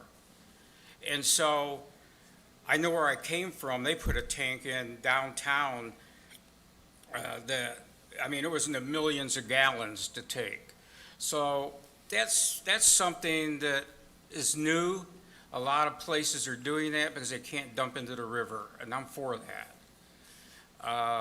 But I know on my house, I was shocked because I'm used to city water. In a sense, this is what this is, 60 pounds, 60 PSI. 58 to 60 PSI. And I remember my neighbor come over and I said, as I noticed my water is really coming out of my faucets pretty fast. A lot of pressure. And I said, what's your pressure, He goes, yeah, I checked mine. He said, that's 80 pounds. I said, no way. They ain't gonna give you 80 pounds of pressure. And he goes, oh yeah, it is. So I went and bought a pressure gauge and put it on. Sure enough, mine's right up there around 80 pounds. But here's the problem. I lowered it down to 60 pounds. And if it stayed at 60 pounds, I would have been happy. But what happens is, man, you'll have it at 60 pounds. I don't know if everybody turns their irrigation on or whatever it is, and all of a sudden it drops down to maybe 40 pounds. So I can't keep it at 60 pounds. So I put it up to 70 pounds to try to make up for the loss of pressure. I had a guy tell me the other day, I was down at the beach with my granddaughter, letting her swim, and he said he moved in here a couple of years ago. He had over 100 PSI of pressure at his house. I said, no way. He goes, I did. He said, it blew the seals in my faucets. You need to go, and I'm not saying that tank shouldn't be a go, but I think all these other things that guys have talked about, we still need to fix all the other stuff. It would be a daunting task to go around and have people digging up lines from their downspouts and everything. It's a daunting task, and I don't know if it can be, we should still work on it. But I think your water system, it's called balancing your system. You don't know who has this. When I take a bunch of pressure over here, I just took away from people over here. And so you need to maybe think about getting a firm to balance your water system out and maybe make it where these pressure regulators don't get touched. Another one is you hear people saying they had a lot of problems. They come in, find their pressure regulators are shot. So they're getting a lot more pressure, whatever than they thought. So that's something they maybe look at that could fix this water system. But those pipes should be good. Add another pump maybe if you can't pump it high enough. But man, 120 PSI, I am not seeing the pressure being the problem. I'm not seeing the pipe being the problem. I'm seeing a lot of houses with unbalanced systems. And more is going here, and more is going here. Golf course turns on water. We'll start working on some of the mechanical. That's where I'm more of an expert in. But I think that overflow tank will be a need. It will be a need. Especially, I didn't know you had 5 miles of pipe. If that goes, we don't want this. And most of these sewer plants, I know the one I had, they got extra tanks, and they would transfer from one tank to the other. And if we had to do any work in them, to cut a main line out coming from a lot bigger place than this, they only had so much time that we had to get, I'm talking 4-foot lines, diameter lines, and we would have to cut them out and get them in, and we had this much time because their capacity would overflow. So, yes, we need that. Thank you. Thank you, sir.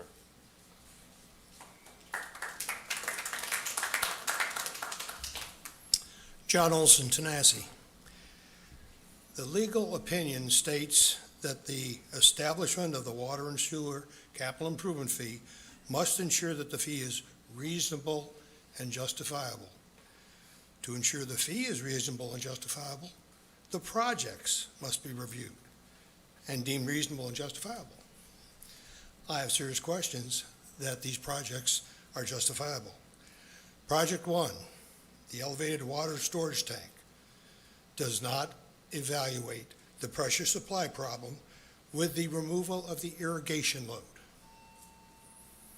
Jacobs Engineering, POA staff, and the Financial Advisory Committee all have stated that the irrigation load is 30 million gallons per month.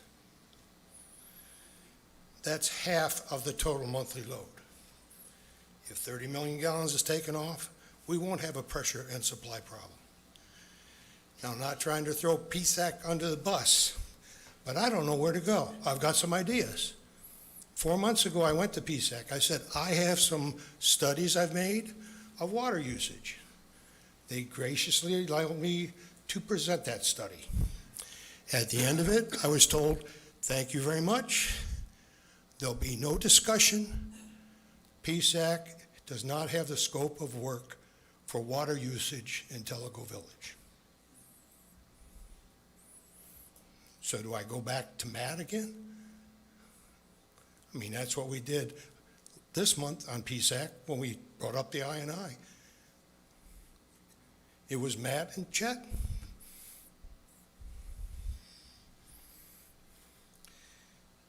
The causes of inflow and infiltration have been determined and stated by the board. At the PSAC meeting, Bob, you stated, and correctly I believe, that the cause of I&I is topography, and that's what it is. If you don't run the water into the tanks, you're not going to have water in the tanks. We got to look at how we prevent the water from getting to the tanks, because the $10 million surge tank won't cure the cause of the I&I. Project 3 can only be determined when we figure out what to do with Project 2. And then the other thing is the Project 5 is the Kahiti. And I looked again this morning, and the tap still has that Kahiti is 120 gallons per minute, dry weather, and like 475 gallons per minute, wet weather. The pump there is 273 gallons a minute. So in the wet weather, we're spewing 200 gallons a minute of the sewage somewhere. So those numbers need to be looked at because they don't reflect what we see in Tellico Village and reasonable numbers that you would think during consumption and flow. Now, I have no problem with you wanting to go ahead with the $80 fee, because as I see that, the quicker we get some money aside, whatever we have to do, we'll have capital to do it. And I think you put that it's going to be under an independent, controlled situation and would only be expended for the specific capital improvements. Yeah, so John, the motion is that funds, if this is advanced, would be in separate investment accounts, 1, 2, accounted for separately, and 3, solely used for the purpose of funding water and sewer capital and major maintenance expenditures, yes. And I have no problem with that, because I mean, establishing a fund right now would be fine. I assume if the 36 million comes down and there's excess money, we would then decide, okay, what do we do with the excess money? So I don't see a problem putting money into the bank. I mean, we've also discussed if 3 years from now, we've got this solved somehow, that we could stop the $80 at some point before the 5 years is up. If a situation arose that somehow we could solve this problem in that period of time, or a different way of solving it would be cheaper, we wouldn't have any problem just, cutting it off at some point. But I just wanted to say, it's like on Project 1, I've got some ideas. I don't know where to go.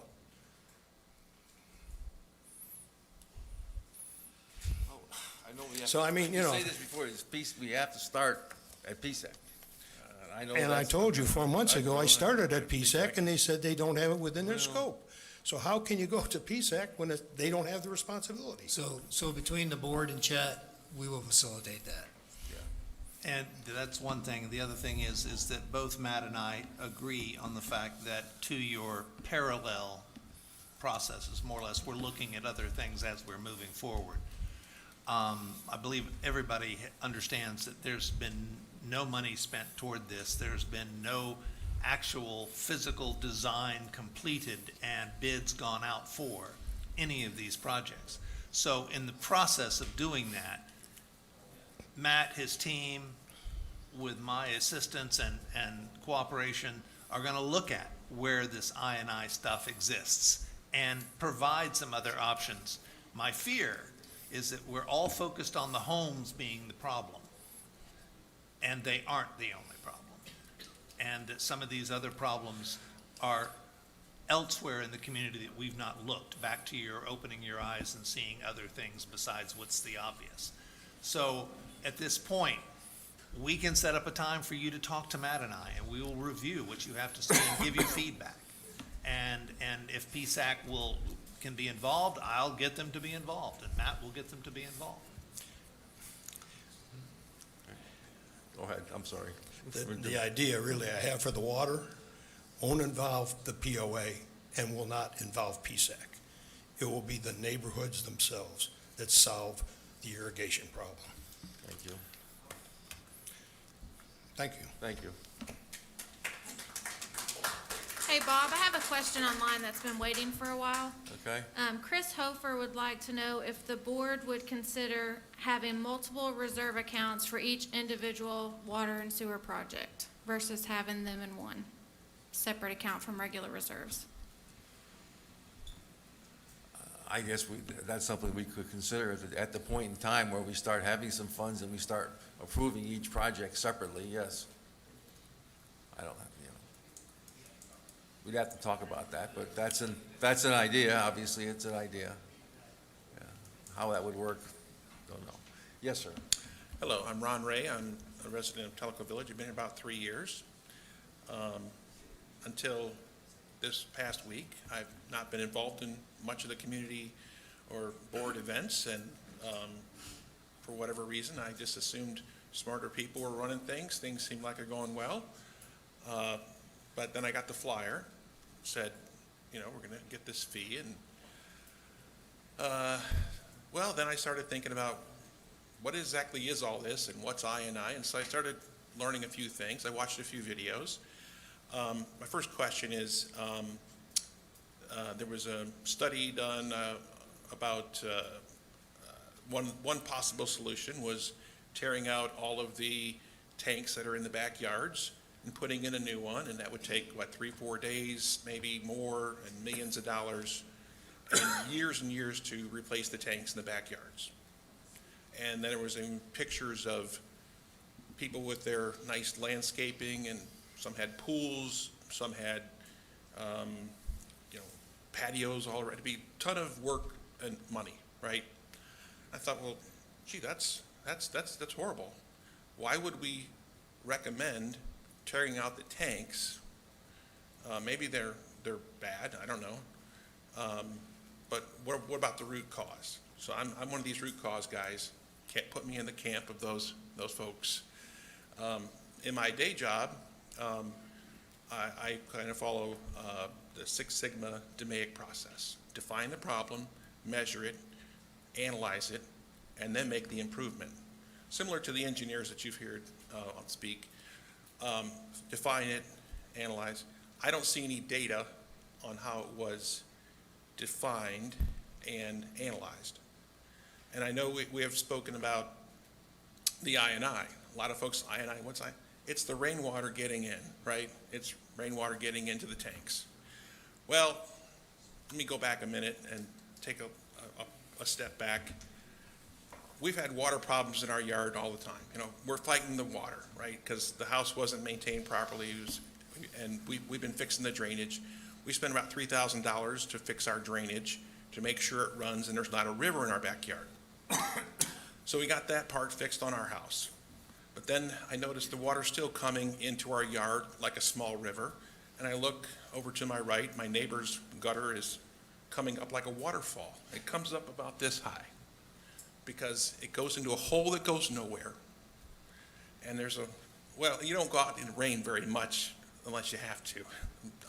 My wife actually did the video walking between the lightning bolts, but anyways, the tank is about 5 feet away, and there's a small pond right on top of the tank. It's been that way for 3 years. I talked to the neighbor, and I talked to the POA. I back and forth with someone with the water department. He's going to get back with me. I sent him a video. I think Mike was one of the guys. There was another guy, one guy went on vacation, and then someone's supposed to get back with me. I sent him the clip of the video where the water's coming up and it's flowing right, making a pond right on top of the water tank lid. I'm just giving my evidence of what I'm seeing. And my biggest problem really, besides what's going on with the money for the improvements for the system, was it was also contributing to the water that's going in my backyard. So I understand you're going to have to spend the money. That makes sense if there's a problem, but if it doesn't fix the root cause, I think it's wasted money. Now, if your flyer had said in there, it's also going to fix the root cause, we're going to, I thought about, well, okay, you did a study on tearing out all the tanks. Was there any study done or a sample of backyards, right? I did sampling before, where you take so many data points and you just do a survey. It wouldn't cost that much, but you had someone go out to these really difficult yards and take pictures of how difficult the tanks are. I'd say we go to look at yards where the downspout is coming right near the tank, just the one downspout. You don't have to look at the whole thing, just where the tanks are, and look at those. And maybe do an outreach program, an email, a flyer, maybe on the back of the existing flyer, you could have put information on the root cause. Does anybody know of anything? And a link and a web and an address. I mean, Boy Scout groups do surveys on things. We could have done a survey. I think they're free. You can do it on monkeysurvey.com or something. Like, get input from the people. And I don't think you're listening. I didn't have anybody ask me what I thought about it until they asked for money. But if you want my input on what the problem is, I don't mind paying if it makes sense. That's all I have to say. Thank you. Thank you.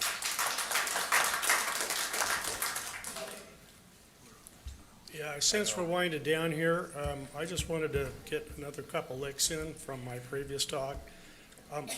I think, just to summarize here, what I've heard, and I'm a little hard of hearing, so I may have missed some of it, but what I'm hearing, or what I offered up, is we need to explain the discrepancy between the budget that you guys put together 8 months ago and approved, and what we're doing now. Because what we're doing now is light years different, according to your 29 million. If 32 million 8 months ago was going to be applied to these projects, and it's not going to be applied now, you need to explain that one. I think we need to explain the risk of getting any claims against us as a POA because of our lack of having a reserve policy. You munched all this money together, it's one big pot, right? And how that money goes out, if it gets paid for stuff like Tanasi, when it shouldn't, or other things, when it should have been accrued for this stuff we're talking about, I think we're at risk.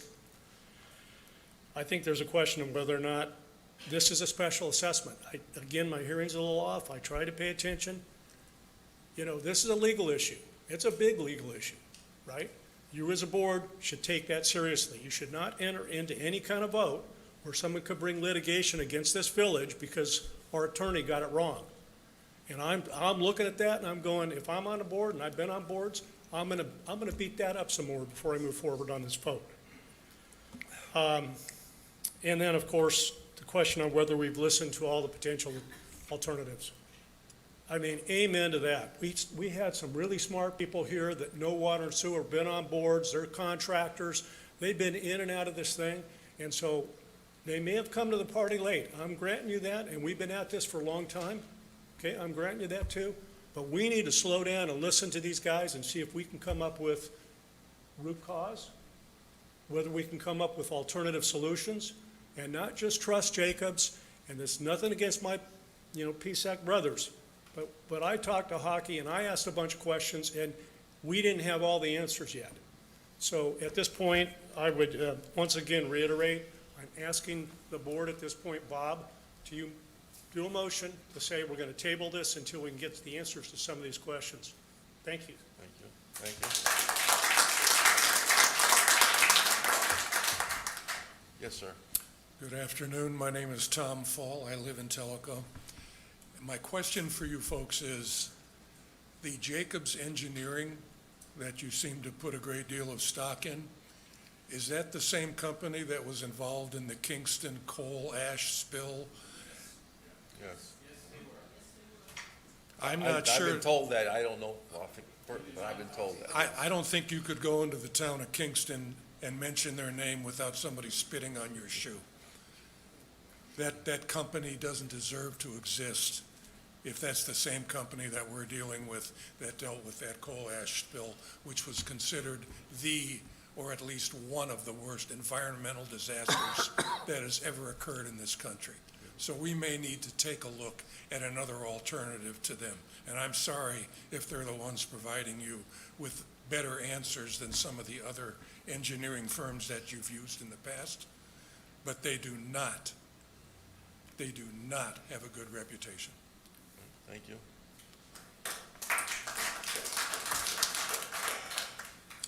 My name's Ken Ryan. I've lived in the village for 20 years. I think when I first moved here, I had a lot of the same thoughts you did.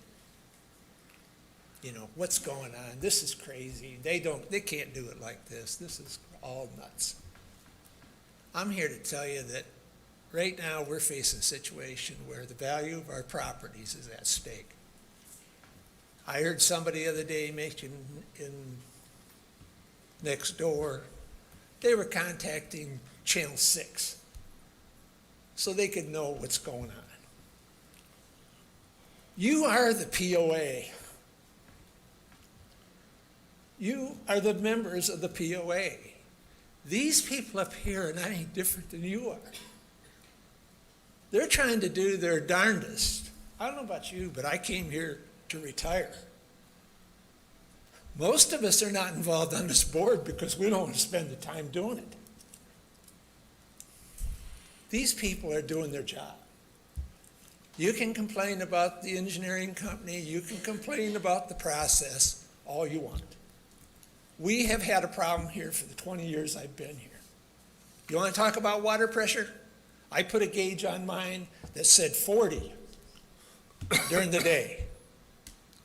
Overnight, it went up to 115. Okay, that's how erratic the water pressure is here. It does happen that way. Water running into those things, I can tell you this place was built as a resort. There were cabins in Tokwa. They weren't houses. Nobody expected what we're looking at right here. Nobody built a system for that. We're having to cope with that and adjust to that, and these people are doing the best job they can to do that, I think. And all I'm saying is, this problem needs to be fixed. I think probably Matt had an issue in one of his flyers that said, the EPA, if we get this sewage spilling into the lake, is going to put a number on us that we aren't going to be able to believe. And if we don't have a process in place to get that problem fixed fairly quickly, I think that was mentioned in one of the meetings. You know, we don't have time for all this stuff that everybody wants to do. The other thought I had is, I'm wondering who's going to go around and tell the individual who has his pipes coming out, running either out into the yard or into the closed sewer system, that they got to fix that. And oh, by the way, what do you think that'll cost you? About $2,500, because I just did it. So I'm just telling you that there aren't all these things are not all the quick answers that everybody thinks they are. And I think they put a lot of time in, a lot of energy. We're at the time where we need a vote, and I'm for supporting you. Thank you. Thank you.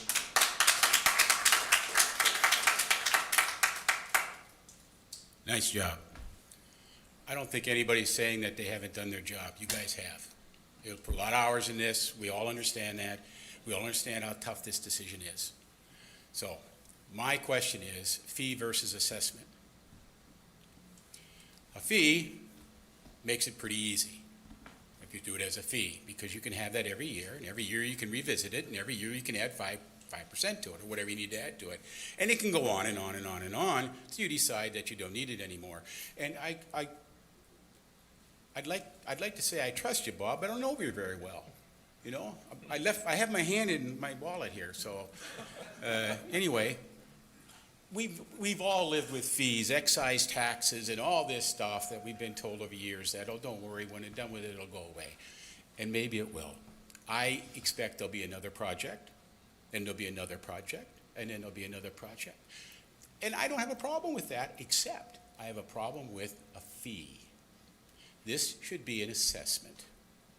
It should be voted on, and I'm sure that most people would vote it, yes. You could get yes. Will it take a little time? Yes. But everybody will say, probably, I think you'd get your 50 plus one. I'd vote for it, for the assessment. I'd be the first in line, all right? But a fee gives you far too much broad control to do things that maybe you wouldn't do, but maybe a future POA might do. Maybe a future POA would say, well, you know, that's supposed to be in the sewer and water, but why don't we vote that we can now combine things and put them all in one big kitty again? And all that money goes in there. I'm not saying it's going to happen. Assessment, it wouldn't happen. Assessment, you go out, you vote, you get your money, you do your projects. You need more money, you do an assessment. You go out, you vote, people agree, then you do the projects. It's far more closed-ended than to have a fee that can go on forever and can continue to go up and up and up. And you ought to think about that. And I know it makes it easier for you to manage this because a fee, and you say, oh, we'll vote for a fee today, though that can start in October. But if we vote on it, we might have to start in January or maybe February. This is an assessment. This is not a fee. This is a major project, and it's an assessment, not a fee. Thanks. Hi, Wendy Lamel Tokwa. There's been an awful lot spoken today and very patiently listened to by the board, but really, to me, it is just circular, because what I've heard is people putting forward technical solutions, the board saying, yeah, we're willing to listen, we're willing to change right up until the last minute, because we're reasonable. And then I've heard the same people saying, we went to PSAC and we were turned down. So are we being patted on the head and told, yeah, we'll listen, when knowing fully well that mother who's busy cooking at the stove isn't going to pay any attention? So it's been, to me, this has been circular and not productive. Thank you. Good afternoon. Last but not least. Okay, awesome. And I will make it relatively quick. My name is Otto Stutz. I've been property owner here since 2018. I moved in 2020. I've, over the last 4 months, I have attended every advisory committee meeting I could possibly do when I wasn't on work travel. And I applaud the board for all the work they do. They're all volunteers. Just remember that. They're not getting paid anything. And all of these committees are doing great work as well. And Bob, I saw you and John, and I saw Mike at the PSAC committee meeting on the 1st of July. I know Joel was there, Gary was there, John, and a few others. And there were some heated discussions, but it was good. So all I ask you to do, I have 2 requests. One is a question, and this is a request to keep on the PSAC committee the root cause piece for I&I, because if it's coming out of the tank or going into the tank through these seals, it's getting out of the tank, and then we have a Superfund problem. So we have a Superfund site. I'm worried about that, as people have brought. But keep it on the agenda, on the to-do agenda for the PSAC committee, in concert with Matt, who did a great job with his videos as well. So everybody's doing great work. The second question, the one question I have is for the assessment. I think you're going to go down that path. I think we have to do something. And taking action, delaying this longer is probably not an option. We've got to do something and get something started. Otherwise, we're the federal government. We get nothing done. So with that said, $80 a month. I would propose, and Brad brought it up at the town hall a couple weeks ago, that there was a question of paying up front at a discount potentially, or just paying the $4,800 up front. The 3 answers for not doing that were, we have an antiquated accounting system. Well, whatever that takes, fix it, because that's not a real excuse. The second one is, the second one was, how much of a discount do we get? Well, in all of your cash reserves, depending on your financial vehicle, your investment vehicle, you're making 4.5% to 6%. So give them a 3% discount. Make it $4,650. And the third question, the third answer to that was, well, what happens if somebody sells their house? If you pay up front, that's your risk. Pay it. But what that gives us as the POA is it gives us a pool of capital up front that potentially could shorten the entire project, okay, or at least accelerate it. And your biggest bill is manpower, so the longer it lasts, the more it's going to cost you. So those are the comments I have. I appreciate your time and the efforts that you guys do. Thank you.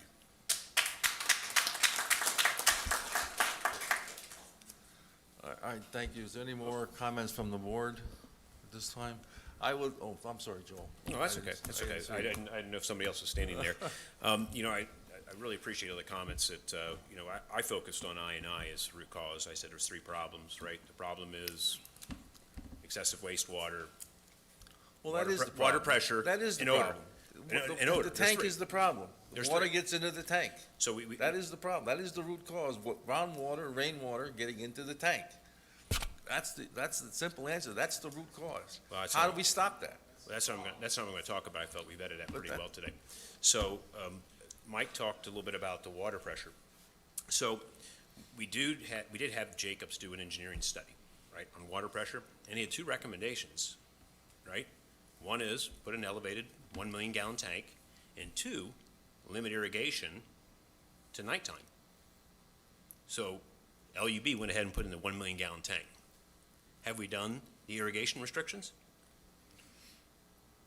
We have. to No, some not ex- to odd some and even, extent, to not some odd and extent. even on certain days. Odd and Have we limited irrigation to the nighttime hours only? They said Who's gonna- 11 PM And who's gonna to follow 5 that? AM? Who's gonna follow it? My neighbors irrigate every day. So, They don't even follow the Monday, Wednesday, Friday. so do nothing? Don't do it? What am I supposed to do? Am I gonna be the irrigation police? Go around and say, turn your water off? There's some, and you can do it some earlier. I've read a couple things that also tell you to do it at night as well, that you have to be concerned. But the problem is, we haven't done that. We haven't done anything to address that. Odor control, right? That's the three, right? There's wastewater, water pressure, and odor control. So I do know that Gary Zika sent you all a very detailed diagram showing that if you put in variable speed pumps and you change the fluid level inside your tanks, it won't push out the odor, right? If you put in a variable flow motor in there, it'll keep it, you can set the fluid level at a consistent level and it'll maintain that. And by not going up and down like your toilet when you flush it and it fills back up, which is the effect that we have now with a single speed pump, we're pushing it out. He sent a very detailed diagram to you guys telling you that if we put in those variable pumps, we may not need that 4 million. So every one of the three major root causes, I&I, water pressure, and odor, you've been given some very technical solutions that may have a fraction of a cost of 36 million. So necessity is the mother of invention. You collect that money, you don't have a necessity to really hone in on getting that, going for the low-cost solution. You go ahead and put skin in the game. No water fee, no $80 a month. Use your reserves as they were intended to be, and get to root cause, and knowing that until you have proof that the funds we've already collected, our money, won't cover it when we've gotten to root cause, and then I consider to be very great chance that we'll be able to reduce and eliminate I&I, or should I say, get I&I down to where it's well within our 1,100 gallons per minute. Do we need all these $23 million? The answer is no. And we already showed you, a video of one tank of these fiberglass ones that we installed because they're the only ones we could get over COVID that don't have the seals on them. They were just piped in with PVC in there into a rough cut and some kind of epoxy spray in there that it isn't working. Your own people will tell you, your own POA employees will tell us that those things need to be looked at. Every alarm that we've had, we're not tracking them. Whenever we go out for a sewer alarm, those are the red flag that those should be looked at in detail. Now, Matt's committed, he's gonna start tracking it so we can in fact do that. And there's a report back in 2020 that shows that we had 227 tank tops inspected that month. And the comment was 30 to 40 need additional work. Whatever happened, what was that? Nobody knows. The benchmarking. If we benchmark with other communities, Rarity Bay says that they had an I&I problem. They fixed it, and now they have 3%. Suspect numbers, percentages, absolutely. Did we go over and investigate what their I&I was? Did we? They also have 5 holding tanks. Okay. Did we go find out what their I&I issue was? Bob? Matt's talking to him. Okay, talking to him. but this is new. This is not part of the 36 million. The 36 million was done. We have not gone to Rarity Bay as of this time, with Joel? all these presentations. All I can say is, nobody up here and nobody on any of these committees is disputing the fact that we need to address I&I. Nobody ever has, never has, and we need to. But it still doesn't say we don't need that holding tank for the reasons that Bob stated earlier, and the reasons that PSAC and Jacobs were saying that we need it. So, hear you loud and clear. I'm 100% behind you trying to get that figured out. I appreciate that. I know you are. And I'll commit myself, and I'm sure other board members will too, to help organize meetings with PSAC for the people here that think they've got some good ideas, to actually be heard and talk about it. But we still, in my opinion, need to keep moving forward, and if things change down the road, great. That's, Okay, that's where we differ, because I appreciate everything you're saying you're doing, but don't take the money. Go find out the root cause. And I think that the I&I is something that we can make an impact on very quick. Look at your drawdown effect that you're having, that you already measured in wet weather. You start fixing these. You keep track of the ones you fix. We were talking about, one gentleman came up here and said, hey, I got this flyer, but I didn't have a phone number to call in and find out, what do I need to do? How can I help? We haven't done these things, but we want to take the money. And how do we inspect 5,500 homes? You know, Bob, there's some great people here, and when How I went many ahead can you and inspect in a day? How many can you inspect in a day? So 5, 10? how about this, Bob?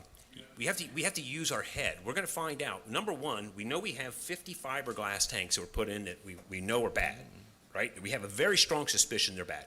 We just go inspect those, because the fix on those is fairly easy. We also know that as the one resident talked about, he sent a video showing the water coming over the top. You know, if we ask, instead of thinking of people going out and inspecting them, think about our residents with a proper communication. They can be their own inspectors. They can come back and tell you. You think they want this problem? Do you think they want the $80 a month? They don't, Bob. They don't. So, you know, and by the way, I mean this sincerely, we have a whole group of people here that would love to volunteer. Imagine each neighborhood coming up with a chief that's going to be the coordinator for all the residents to go to and talk with and work with on how to find out if they've got an issue. You could conquer this thing much faster than you can. Think of the marketing group even, who could help coordinate getting, a plan put together that would help get the word out to everybody, what the issues are and how they can be involved. You would be shocked probably by how much participation you would actually get. And I'm telling you, I'm here to help. So please don't look at it from a single standpoint of us going to Matt and saying, Matt, you have to now have your staff running around, checking out and finding out which ones are and which ones aren't, when we could use a lot of good participation. Imagine like a Tellico Village militia, and that militia is going out there and they're doing nothing but looking and trying to find these I&I problems. I know it's funny, but I'm being serious. But just saying that, it's too much work, we're not going to do it, but here, give us your $80 a month. Okay? Thank you for your time. I do appreciate it.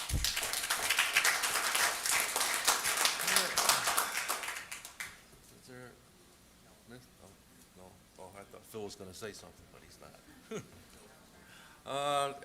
Any further discussion from the board? With that, I just want to reiterate, and okay. Joel, like I said, I'm 100% behind figuring out a way and getting the community involved, whatever it's going to take to address I&I. I think that's a huge win for the whole community. I don't know that obviates the need for the tank, though. But as we walk down this path and we think it does, then we can always change our minds. So, Can I have one more comment, please? I think that we just, we need to work together. We need to continue working together, because we all want the same thing. We want this to be a viable community. And we have done due diligence. We really have, whether people believe it's the right due diligence or not, but it's been done. And so I think we light it from both ends. I have a simple, quick comment. All it takes is residents going out to their downspout near the tank, see where the water's going. If you don't want to do it during the next rainstorm, which might be scary with the lightning, see where their water's going. Everybody's got a cell phone. Take a video, check it out.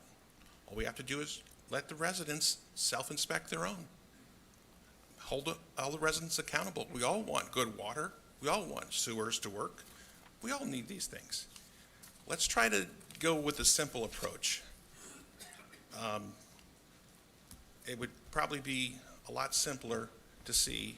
Then we can get a good estimate. Whoever replies, let's say it's a survey. Help us get the data. How bad is the I&I problem? Of course, it'd be self-selected data sample, but you could at least get an idea. If people are checking their downspouts, is it coming out properly? And then you'll see who checked, who didn't check, and then you can kind of narrow down your problem. Just an idea, but everybody can be part of the solution. If we're all going to pay, we can all be part of the solution. A video costs almost nothing. Going out there, if you don't want to go out in the rain, get your garden hose, stick it down there, see if it comes out somewhere. If it goes out nowhere, it's probably a problem. That's all I had to say. Thank you. Thank you. Bob, I have a comment.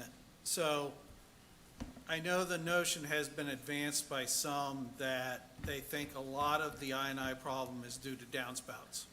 The information that we have so far does not support that.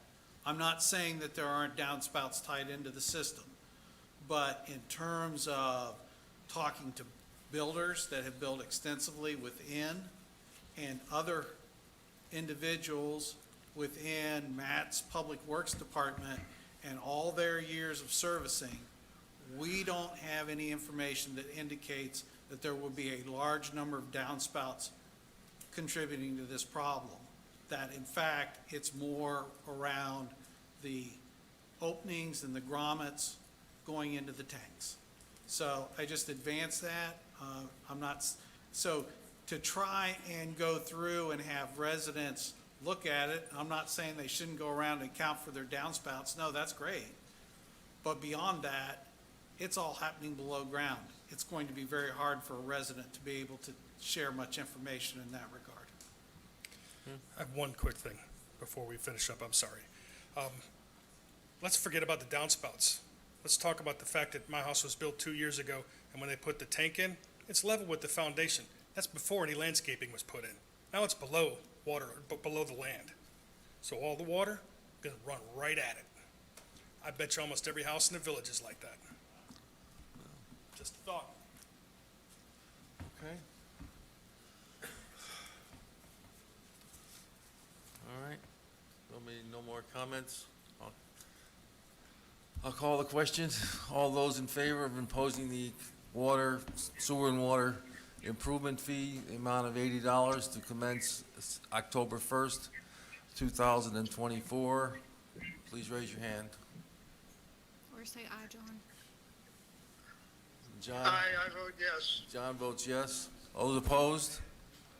Mr. Orr is opposed. Motion carries 6-1. Thank you. Can I ask a quick question? John, why'd you vote no? I don't think that's, you can ask him separately outside the meeting. No, I think it's appropriate. Well, all right, if you want to answer, fine, go ahead. I mean, I got two issues. One is we're collecting money long before a single project has been approved. It could be 6 months before I approve a first project. So the 36 million is really just a spitball number. And the other thing is with the financial model. I got real problems with that we're using a tiny bit of our current reserve, let alone our future reserves, when 2/3 of our assets are water and sewer. And we're gonna use roughly 1/3 or less of our reserve balance when we approve our first project or approve our first check. And if it's 2/3 of our assets, but we're only using 30% of our reserves, I got a problem with that. And then we're completely ignoring our reserve contributions for the next 5 years. 2/3 of those reserve contributions should be going towards water and sewer.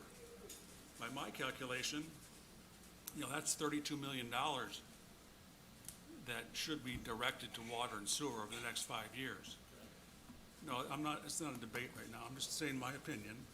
But you're giving inaccurate information. No, I've shared with Well, we're not gonna get into a debate here. yeah, you John- said John 40% has because given it's his long-lived reasons. assets. And it's the same useful life in Jacob's report for our other long-lived assets, roads and buildings, which those three things account for over 90% of our assets, are all long-lived. So why we discount water and sewer to 40%, and I'll take 40% because my calculation says 40%, we should be taking roughly $10 million out of reserves by the time we cut our first check for the first project. And then our future contributions, we'll use the lower amount, 40%. That generates another $22 million over the next 5 years. If we just take what should be going to water and sewer and actually using it for water and sewer, right now we're taking that $22 million of our future contributions and either using it someplace else or just putting it in the bank so we have, more reserves at the end of this. Anyways, that's my problem is that, there was a recommendation 2 years ago. Brad and I sat right there and said, we've got a problem with our reserves. We've got our first reserve study ever, right? That's a problem in and of itself. But we had a list of like 9 things that the board and the management should be doing to shore up reserves. Included in there was a $20 to $40 water and sewer fee. Of course, we virtually did none of those 9. Kicked the can down the road, now we're back again at $80 with the same 8 or 9 other opportunities that we could or should be doing to offset that $80, but there's $0 factored into that equation. So, to somebody's point is, there's no pressure on anybody to actually generate those dollars from all those opportunities. We heard the last town hall, there's hope, right? We hope they're gonna generate something out of there, but last I checked, hope is not a strategy. So that's my issue is we could do a much less conservative. I mean, you talk to the FAC, they'll admit it's ultra conservative because basically we're guaranteeing full funding for $36 million, and we can still continue business as usual in the POA. No impact to golf carts or paying off CCI loans, even though according to the plan, we should have generated enough money long before that note is due to pay that off. So anyways, that's why I'm against the fee at this time.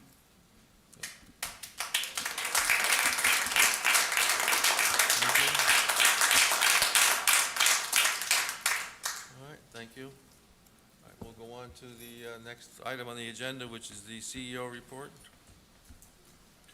Geez, after that, I don't know that I have anything to say.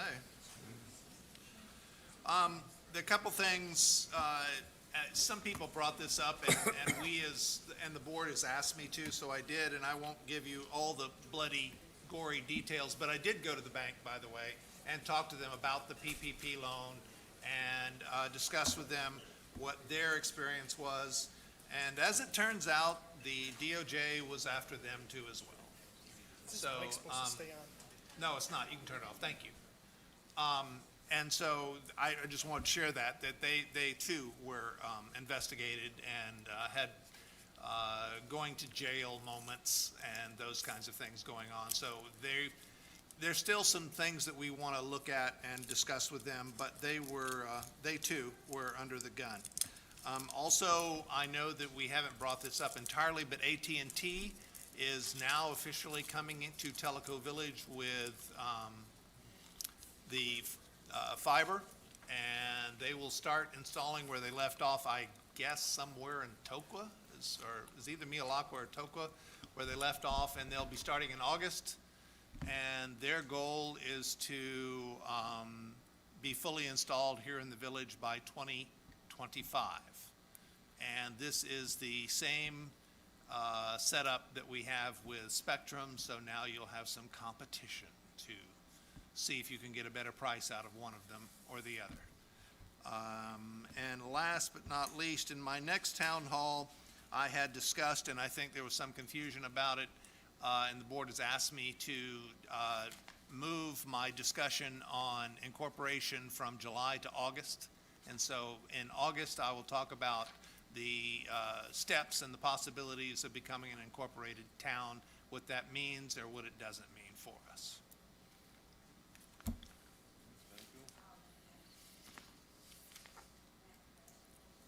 Sure.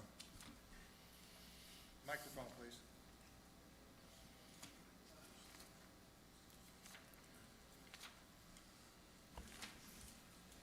Linda Fall again.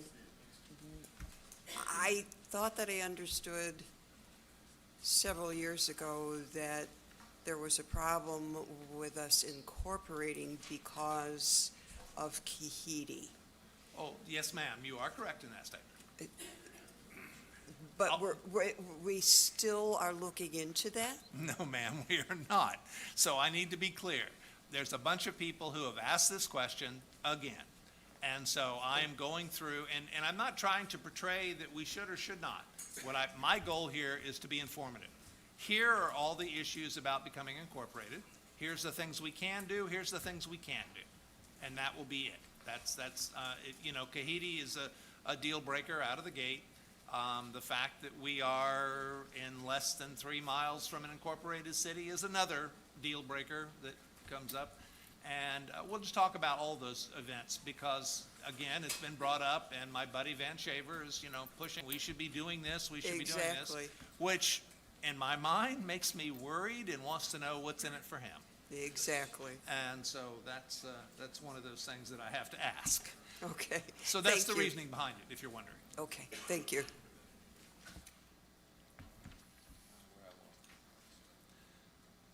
Thank you. Next matter is the highway, Turn your mic on. oh, I'm sorry. The Highway Committee, improving the members of the Highway Committee, which is now a new POA Advisory Committee. And I'm looking for the list, I had a list of the names, but I don't see it. Someone have the list of the names? Bob, I've got it here in front of me. Okay. Ken Litke, Rick Carlin, Ed Wilson, Deb Marshall, Scott Reich, David Gillum, and Walter Bearden. Okay. Those are the members of the Highway Committee which have been recommended. Their resumes have been removed. Is there a motion to approve those members of the Highway Committee? So moved. Is there a second? Any discussion?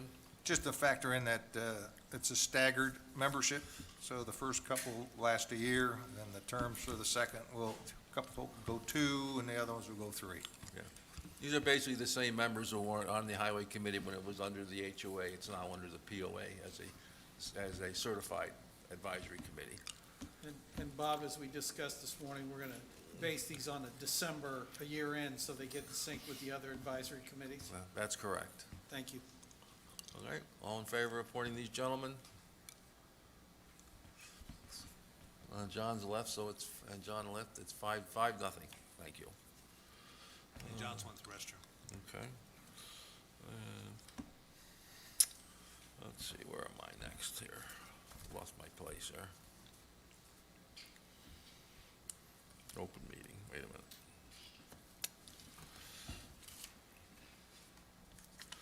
All right, next matter is the Government Affairs Committee Charter Revision, which was discussed earlier in the executive session.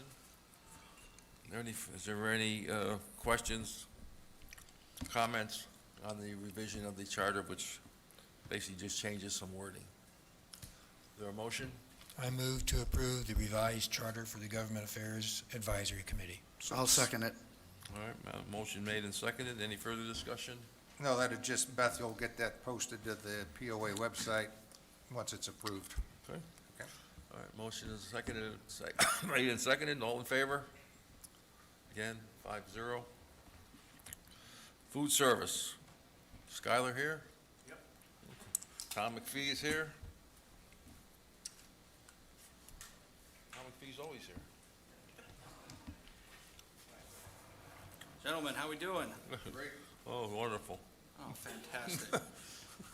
Hey, before we start this, I'd like to personally thank all of my managers, my staff, my committee, the help and the support with the POA, and my friends and family that have helped me out along the way. We have a good story to tell, and I'm really proud of all the hard work everybody's put in so far. So, thank you, everybody.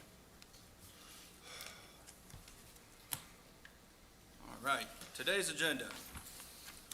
We are going to do a loyalty update, facility usage, guest counts, and the PPA.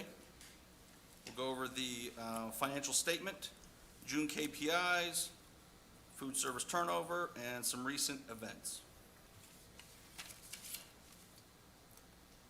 Okay, Aloha loyalty update.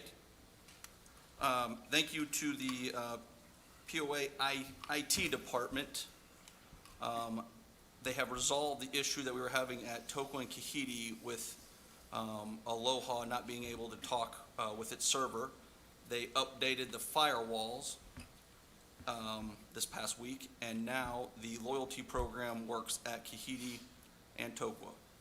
My committee is in the process of, we tested out Kahiti yesterday, it works, and then we're going to test out Toko by the end of this week, and just make sure there's no bugs, and we should roll out a soft rollout of the program next week. So be on the lookout in the Telegram next week, okay?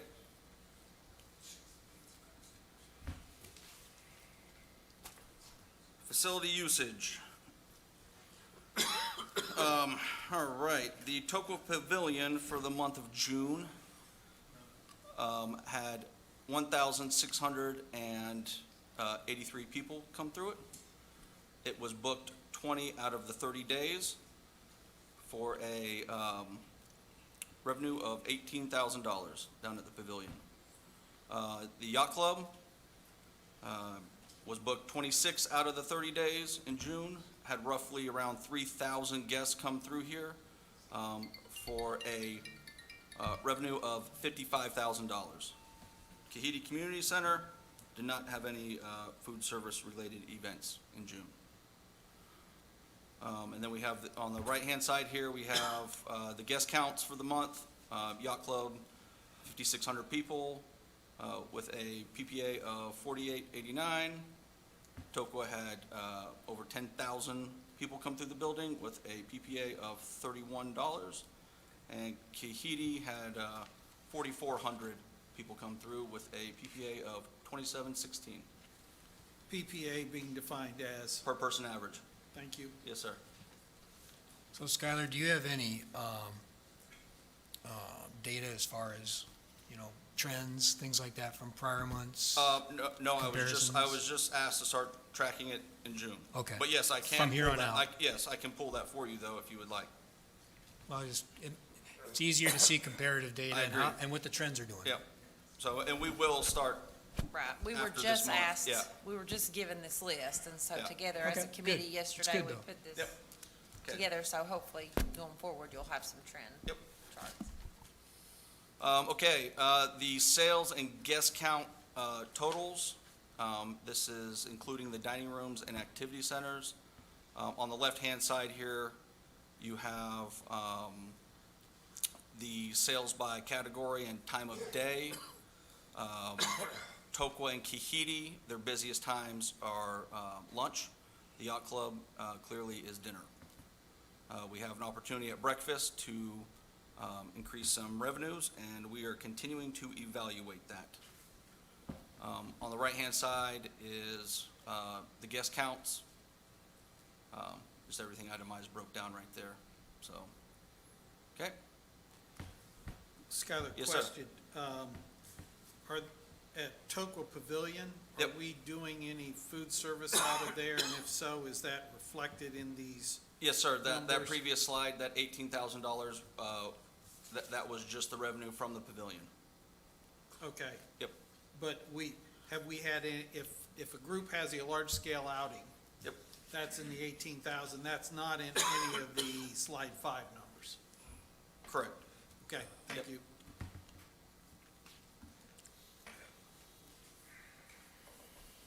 All right. The June financials. Kahiti had a total of $87,000 for the month, versus a budget of $71,000, versus June 23 of $64,000.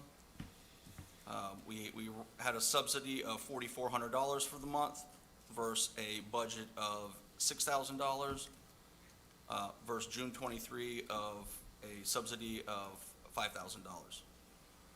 So the subsidy for the month was $2,000 better than budgeted for June 24. The Yacht Club, June 24, we did $222,000 versus a budget of $207,000 versus June 23 of $192,000. So sales are higher for the month, and year-to-date is equal to the budget. We had a surplus at the Yacht Club last month of $21,000. Tokwa, we did $179,000 last month versus a budget of $158,000 versus June of '23 at $156,000. Tokwa had a surplus of $19,000, which brings their year-to-date to a surplus of $39,000. Altogether with Department 60 and 80, that's the Food Service LLC, that's Kahiti, Yacht Club and Tokwa combined, we had a total of $489,000 in sales versus a budget of $437,000. And that is a typo on that June from last year. They did $414,000. Brings us to a surplus of $36,000. And that last slide down there is Department 6080 LLC and the activity centers on the POA side. So for June, we had $494,000 versus a budget of $442,000 versus June 23 of $419,000. We had a subsidy of $22,000 for the month. But year-to-date, we have reduced the subsidy by $169,000 versus last year. Okay?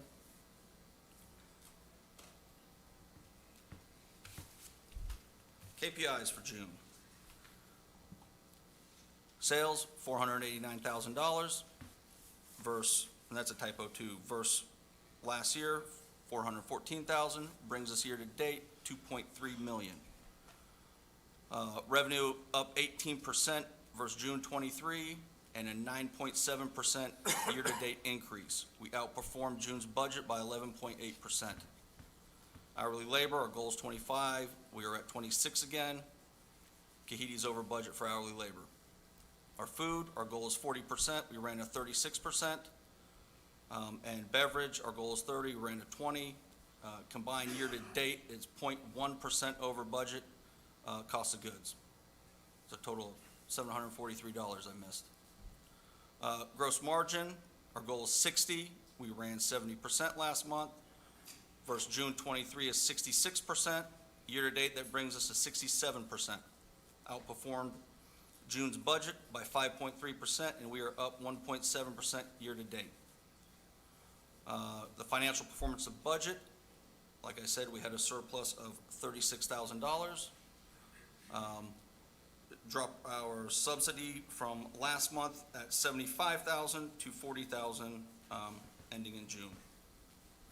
And like I said, we outperformed June's budget with a surplus of $29,000. Sales continue to outperform budget, and our gross margin was 10% over the goal for June. Hey, Skylar, quick question. Yes, sir. The comment, the 0.1%, is that overall cost of goods or in each line item? That's overall. Okay. Yep. Skylar, also, why is Kahidi hour labor over budget? Is it, Why are they- we know, are we short staffed, or people doing overtime, or? You'll see in the slide or two. They only budgeted, we only budgeted Angie as the only full-time employee over there, which is incorrect. So what you're saying is, sorry, so what you're saying is you'll be over budget every month because of that? Yeah. Thanks. But I'll do my hardest to bring it down. No, I just want to be clear that that's. Yep. We also opened an additional hour too, so you got Yep, the staff yep. there additional hour. Yep. We went from 7 to 8 o'clock. We have here our food service turnover rate. Out of 59 individuals that we've lost for the year, 47 of them departed within the initial 60 days of employment. So, yeah. Toco has the highest turnover rate. We are rebuilding the back of the house culture, the kitchen staff. So, yeah. Since we're talking root cause all day, you got any root cause for the high turnover? My man Russell does. Yeah. No, we're putting together an action plan with how we're doing the interviewing and selecting more qualified employees. So, yeah. One of the reasons that the turnover is so high is the culture, because we're holding people accountable.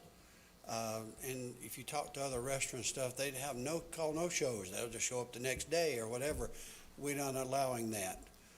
We are enforcing the policies that were put in place, and so we are having a bigger turnover. But once we get past that 2 months, it's doing real well.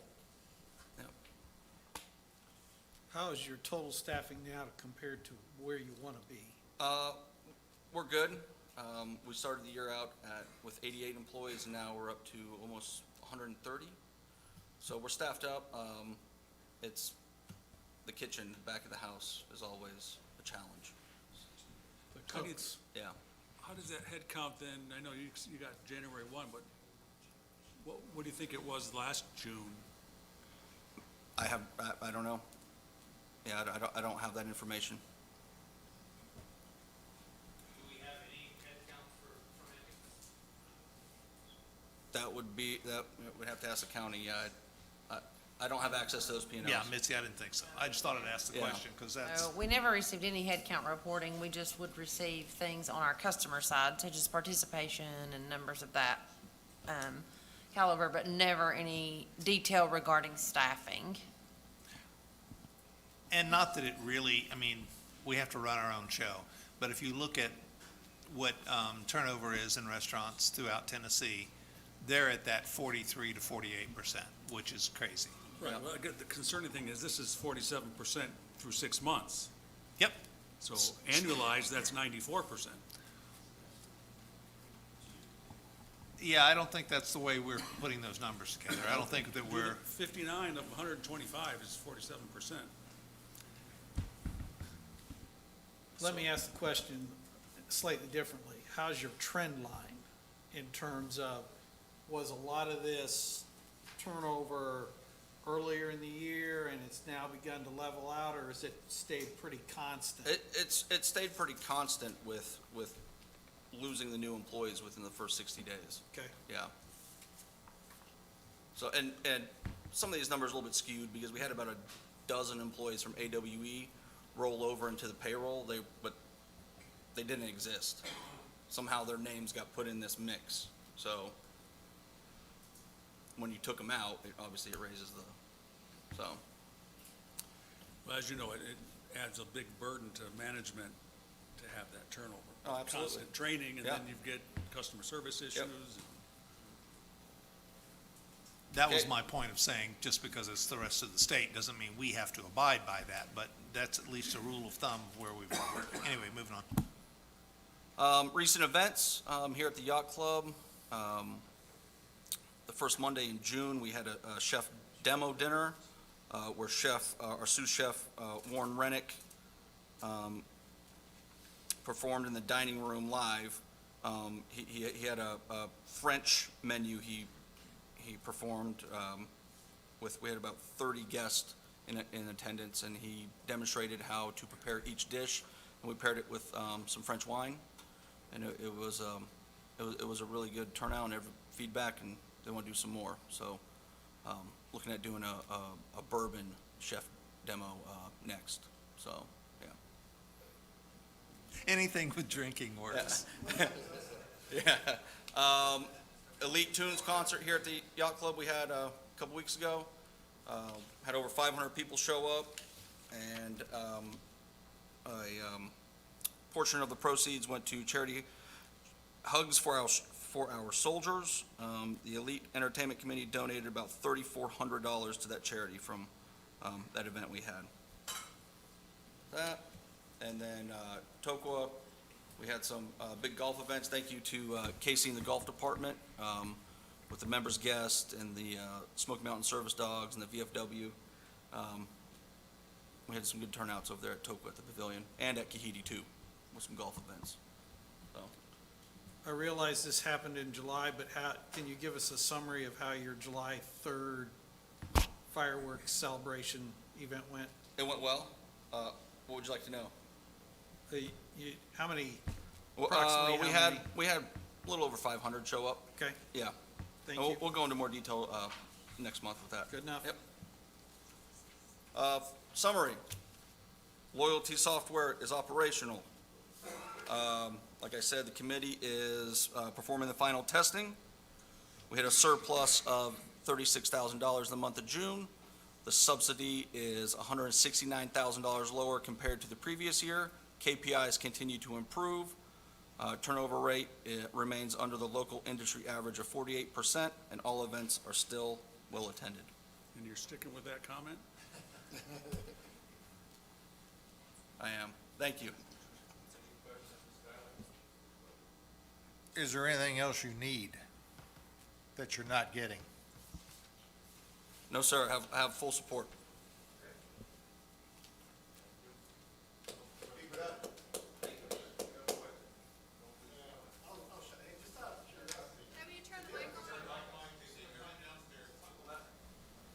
Okay, Mark Stickle. Just out of curiosity, was there any discussion at all about cooking classes offered for pay? Like to the sous chef or anything else, because your idea there that you brought up. He has had some villagers privately reach out to him to come to his house and do some private shows, yes. Be Here too? Well, that's what I was wondering if, We could. you know, I'm just curious the interest level. I bet it might be higher than we think. Thank you.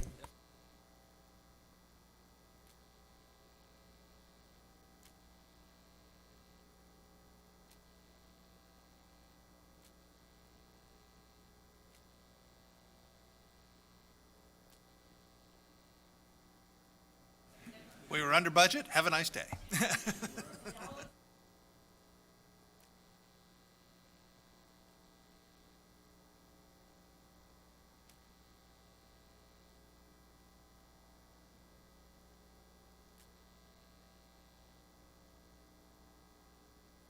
Turn on your microphone, please.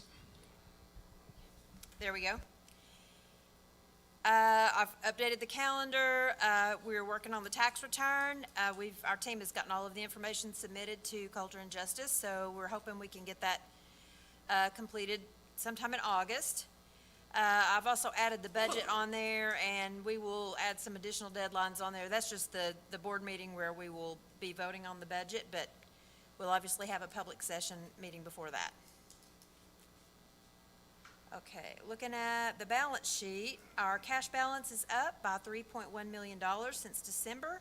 This is $854,000 up from the end of May. We continue to have a strong liquidity position. Looking at our total debt and liabilities, the total liabilities are $548,000 greater than December 23. This represents controlled growth with assets up by $3.1 million. The largest source of the change in the liability balance is the increase in the unearned revenue. Our debt-to-equity ratio is 21%, reflecting a stable financial leverage position. Looking at our accounts receivable and our allowance for doubtful accounts, the health of our AR remains strong. The quality of our receivables has improved since December from 59% to 47%. That's the ratio of the allowance balance to the AR balance. Accounts receivable increases since December come from flex payment plans being utilized, for example, in golf for annual plans. Utilities receivable have increased about $153,000, and that's as we're coming into the higher consumption months. We're also capturing more of the tank install costs not previously being billed. The allowance for doubtful accounts includes 100% of assessments that are more than 1 year old. And I've put some information up there about the suspended accounts that you can read for yourself. I will skip discussing it. Unearned revenue, the balance is $6.3 million. That's down about $300,000 from May. This balance includes utility service assessments, that's where we're putting the tanks in the ground, of $2.9 million. Golf-related prepayments are $1.2 million. The unearned residential system maintenance revenue is $482,000. That's that 20% fee on your water sewer bill against your sewer for personal repairs to your tank. Food service banquet deposits and gift certificates are $66,000 of that total. Overall, this snapshot shows a healthy position for our liquidity and accounts receivable with controlled debt levels. Strong upfront payment by our members for future services continue to aid in our financial stability. Here's a look at our cash position. This month we transferred $800,000 from our operating cash to reserve account with Morgan Stanley. We're holding $2 million in our operating account right now, as we anticipate paying close to $1 million, $963,000, on road paving during the month of July. And that $2.5 million that we show there for the Tanasi obviously does not include the new check that we just got today for an additional $1.7 million, $1,775,000. So we'll have a total of $4.3 million in there after we make that deposit. Oops. Let's look at the next slide. Long-term debt, these are listed in order of maturity. You can see the balances there for yourself, and I've continued to ask you guys to look at the golf cart lease, which will be expiring in September of '26, and the CCI balloon payment of 2.9, which is due in December of '26. And keeping in mind that the prime lending rate is currently 8.5%, and the long-term lending rate averages about 6.84%. We'll keep that in mind as those dates come closer and we have to make a decision on how to carry forward with those. Looking at our fiscal flash, before we take a deeper dive into the income statement, I want to give you a glimpse at the departmental performance year to date. These are all variances to the budgeted net surplus or subsidy. Departments better than the budget are on the left, below the budget are on the right, and then down there, as I could have wrapped up my whole summary, is saying right now we're in good shape. We're doing better than budget for gross profit, expenses, net income, and net surplus. They were all favorable to the budget at this point through the end of June. Let's look at the consolidated results. Our year-to-date revenue is slightly better than the budget expectations. Likewise, our cost of sales and operating expenses both continue to beat budgeted expectations. Other income is greater than the budget and is composed of gain on sale of lots and equipment and interest income reduced by interest expense, all in that other income category. Our net income is 37% greater than budget, and net surplus is 26% greater than the budget. And I've just added the reserve maintenance and capital spending to this slide for this month, just so we can keep an eye on what our net surplus is after the reserve account spending. Okay, here's just an overview of our financial performance. Again, and this is just so you can see the trends from January through June. Our revenue and net profit margin have both generally trended upward. The slow start that we witnessed in January and February have been replaced with results that meet or exceed budget expectations. Our operating expenses are performing similarly against the budget expectations and the prior year. Looking at the revenue, our revenue to date is $19.3 million, which is slightly favorable to the budget and 27% greater year over year. The June results alone were on target at 2% better than expected. Some departmental information to go along with that. Golf revenue is now on target at $31,000 above budget expectations year-to-date, and they are up 10% year-over-year. June results were $50,000 above the budget. Shortfalls are in the unlimited and annual twilight packages, but they're being covered, and more than covered, exceeded, by daily member and guest screen fees and cart path fees.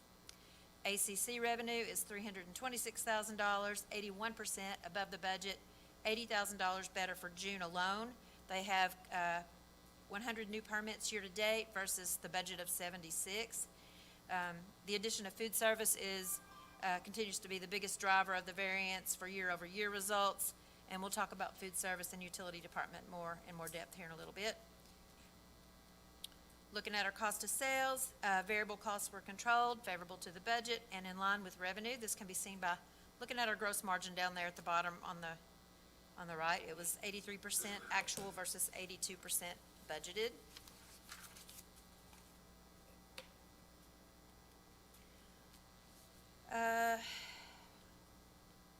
Expenses, notable year-to-date influence is the in-house management of food service. We still have some timing differences at play in personnel, marketing, materials, and operating expenses.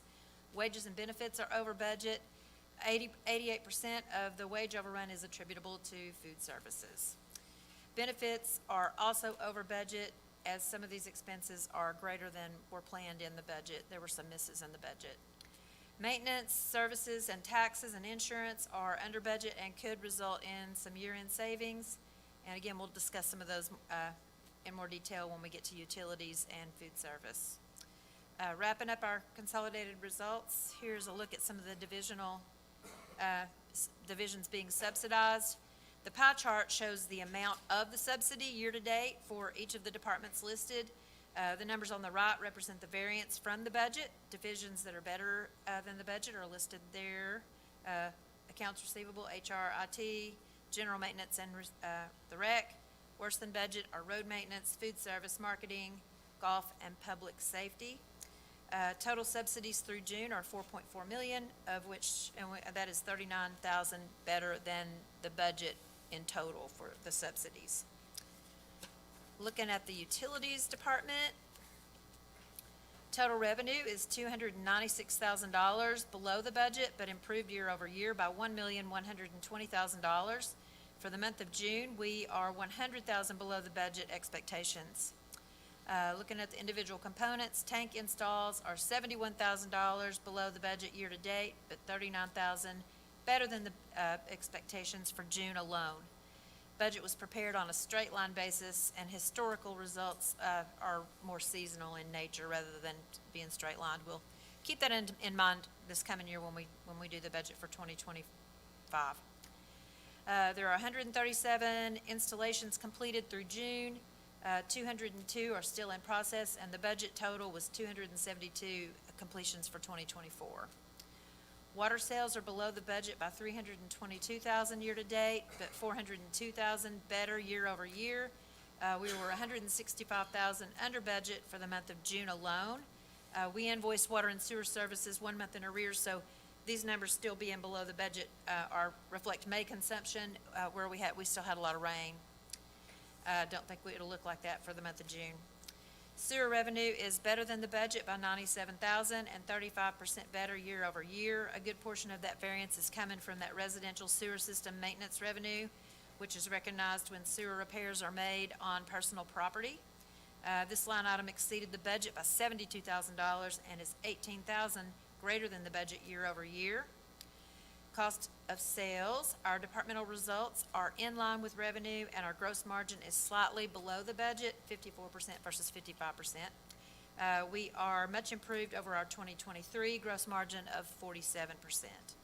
The water sewer gross margin, excluding the tank installs, is likewise in line with the budget expectations and better than prior year. Total expenses, excluding cost of sales for utility department, are 14% below the budget. Our overhead costs are well controlled. The drivers to the variance are maintenance expenses, which are $120,000 favorable to the budget. That's water and sewer contingency expenditures that have not thus far been necessary. Likewise, services are $306,000 favorable to the budget due to contract labor not being expended for emergency repairs as well. Operating expenses are $39,000 favorable to the budget. Supplies, gas, and diesel expenses are underspent to date. Materials and supplies expenses were $29,000 favorable to the budget. That's budget software expenditures for meter reading that we have not used. The takeaway is that there's still some timing differences at play, obviously, in some of these categories, but permanent savings could result if we continue to not need those contingency repair funds. The net results, the net surplus for the utility department is $1,562,000 over there on the right. That's 22% better than the budget and 134% better than the prior year. Despite lower than expected revenue results to date, controlled variable cost and reduced overhead costs to date are keeping our surplus ahead of expectations. Brief look at the food service. Here we can see a positive trend in the revenue results following that slow start in January. Total revenue is $2.3 million year-to-date, and I want to point out this is for the LLC and the POA together. That's $127,000 better than the budget. June results were $52,000 better than budgeted expectations. And, oops, what happened to my? Okay, thank you. The slide, yeah, game over. I can take a hint. The red numbers are prior year, and those are AWE results, and they're just in there. They're unaudited, and they're in there just for a more similar comparison to a more relevant comparison. Food service sales by category. The food sales themselves continue to drive total revenue. That's 58% of the total, followed by liquor sales and beer. Our net subsidy through the end of June was $280,000. The budget was $202,000, and the prior results with AWE were $453,000. Our results are $173,000 better than the previous year. That's 38%. That's fantastic news for our POA with regards to food service. Looking at the expenses, our cost of goods sold were slightly better than expectation, 33% of revenue. Our salaries and benefits continue to exceed the budget expectations at $244,000 over the budget for both the POA and the LLC. Officers and supervisor salaries represent 65% of the salary variance, and then turnover and overtime contribute to these results as well. Overhead expenses are favorable to the budget and prior year. We have an opportunity for permanent savings as we're passing those liquor taxes on to the consumer as is customary. And to date, that is $67,000. And here's just the overall look if you want to see it from top to bottom. Revenue and cost of sales look good. Our gross margin is exceeding the budgeted expectations. Total expenses are over budget primarily due to the wages and benefits, which are driving that bottom line shortfall. Net income and net subsidy are both below budget expectations, but improved over the previous year with AWE. Which again is just being used for comparison purposes. And the takeaway is just that the community support for the restaurants is really exceptional, and food service is just challenged every day with, keeping things in great shape while controlling the costs. So kudos to them for doing a great job. And here we are, the total, looking at our board reserve spending report. Total reserve spending, including the carryover from 23, is $9.6 million. Again, that's the budget. Authorized spending is 2.8. Divisional spending totals $122,000. You can see the different departmental results there. This slide just categorizes those individual purchases, if you will, by what they are. Again, it adds up to $1,222,000. The biggest projects to date are the water meters, sprinkler system at Chota, new golf equipment at all three of the courses, pavement preservation, and elevated water tank. Continued progress on Tanasi's down there at the bottom as well. And this is just showing that net surplus before and after the reserve spending. We had a $5 million net surplus before reserve spending, and then a $3.8 million surplus after reserve spending. And we have 3 projects this month to share with the board. 2 of them are courtesy mentions as they're less than $50,000. The one for your all's consideration today is the service elevator modification at the Yacht Club for $41,110. And I'm going to let Matt or Caleb, whichever one of you are going to talk about that, take over. Thank you all very much for the fastest summer ever.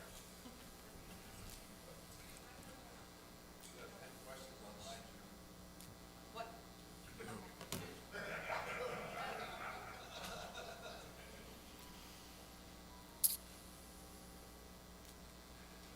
So I have a service elevator request. This presentation should take just under an hour.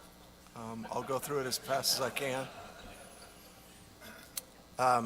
So the adopted 2024 capital budget for food service includes $110,000 for the service elevator. This one back here is the passenger elevator. We're not talking about that one. This service elevator is 1985-87 model. I'll speed through this. We did do a upgrade in 2023 to the hydraulic power unit, the lifting components. That project involved the total replacement of the unit. We were having trouble finding parts. The only remaining component that needs to be changed out in the mechanical room is the controller. We're currently having some problems with the controller. The system's detecting the elevator stopping above and below grade, not significantly, and sometimes the alarm is correct, sometimes it's not. It is also believed in the instance of this controller that we may find ourselves in a similar situation where we're not going to be able to find replacement parts. With this proposed modification, you essentially have a new elevator. All the pieces and parts with respect to the, except probably the cab itself and the shaft, everything else has been replaced, or will have been replaced if you approve this. We've got a small interior facelift is also included. That's really a functionality piece. We got a hanging light in there and some things that we'll tighten up while we're doing this project. Public Works and Finance sought 3 bids. United Elevator Service at $68,890, and Premier Elevators and 1 no bid. The recommendation is to use United Service Elevator. They are also our PMM contract. I think it's a good deal. They did our previous upgrade on the pneumatics for the elevator, and it probably makes the most sense. They did a good job, and they're also our maintenance provider. The duration of the renovation is probably estimated to be about 2 weeks.